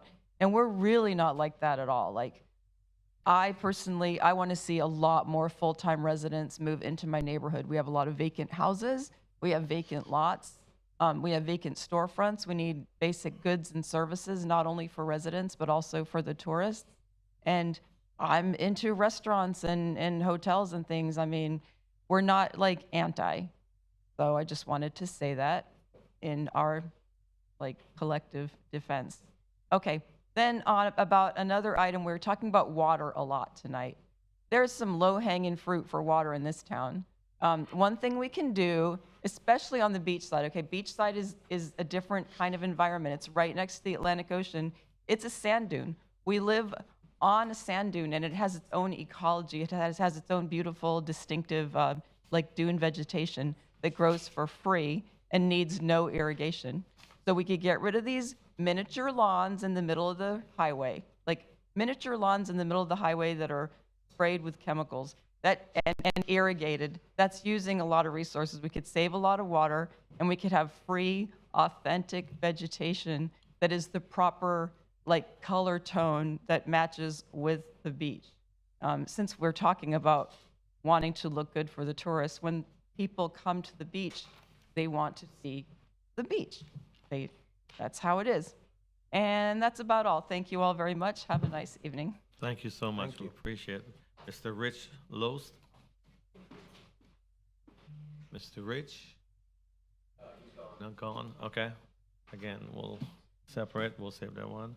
Mr. Ray? Ray? Okay. Understood. We'll keep them on the agenda. We'll have them for next time. Yes, ma'am? Okay. You could just, did you fill out one of these again? Yeah. Holly, right? Janet. Oh, Janet? Okay. Yeah, Janet, you're on the list. Okay, just hold on a second. Miss Holly? Holly Beckwith? Oh, she left too? Okay. Miss Janet?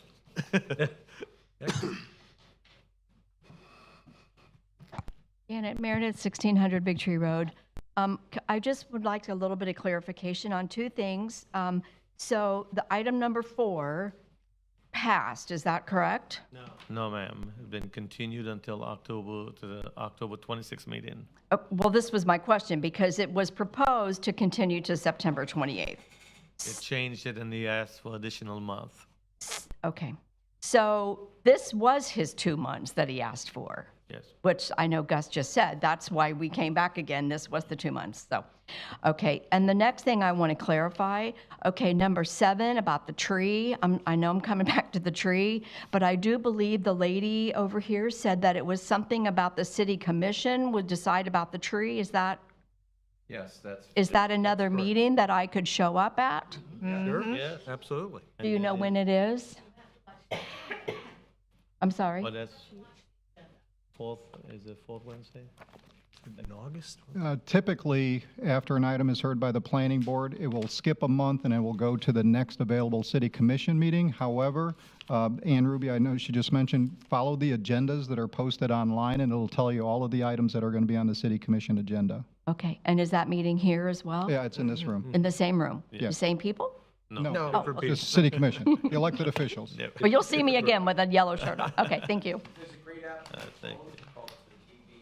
Okay, Miss Catherine That's right after, you're right. Panel. Miss Catherine? Nope. Put that one. Miss Ann Ruby?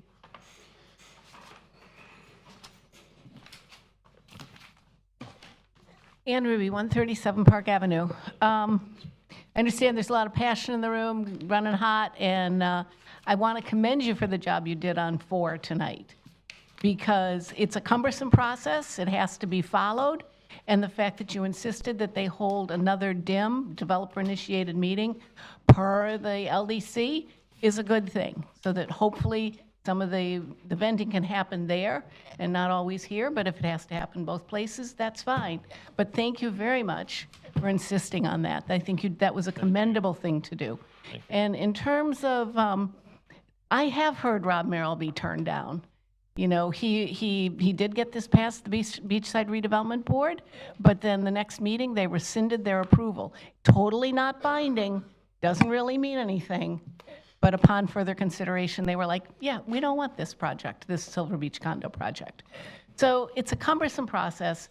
I respect all the time and effort that you put in here, and I thank you for your service. Thank you so much. And I would urge my fellow citizens, if they want to know what's going on, go to the website, sign up for notifications. You will get a notification of every neighborhood meeting that's coming. You can ignore the ones you don't want to go to, and go to the ones you do. And just to be clear, and following up what Ms. Ruby's talking about, if you sign up on that, you get a notice of any neighborhood meeting anywhere in the city for any project. It doesn't matter how close or how far you are. Normally, I think the notice area for neighborhood meeting is 300 feet. 300 feet. You get on this email list and you can live 4,000 feet from it, and assuming that's still in the Daytona Beach city limits. And, So yeah, I went to a developer-initiated meeting on Monday for the LPGA Gulf Villages or whatever they were. That was a pretty hot meeting. And then I went to the neighborhood meeting on Tuesday night for the Frameworks Lofts project on Orange Avenue. So it is possible to know about these things. You can have the agendas sent to your email and review the agendas. Just know that on first reading, there sometimes is not public comment.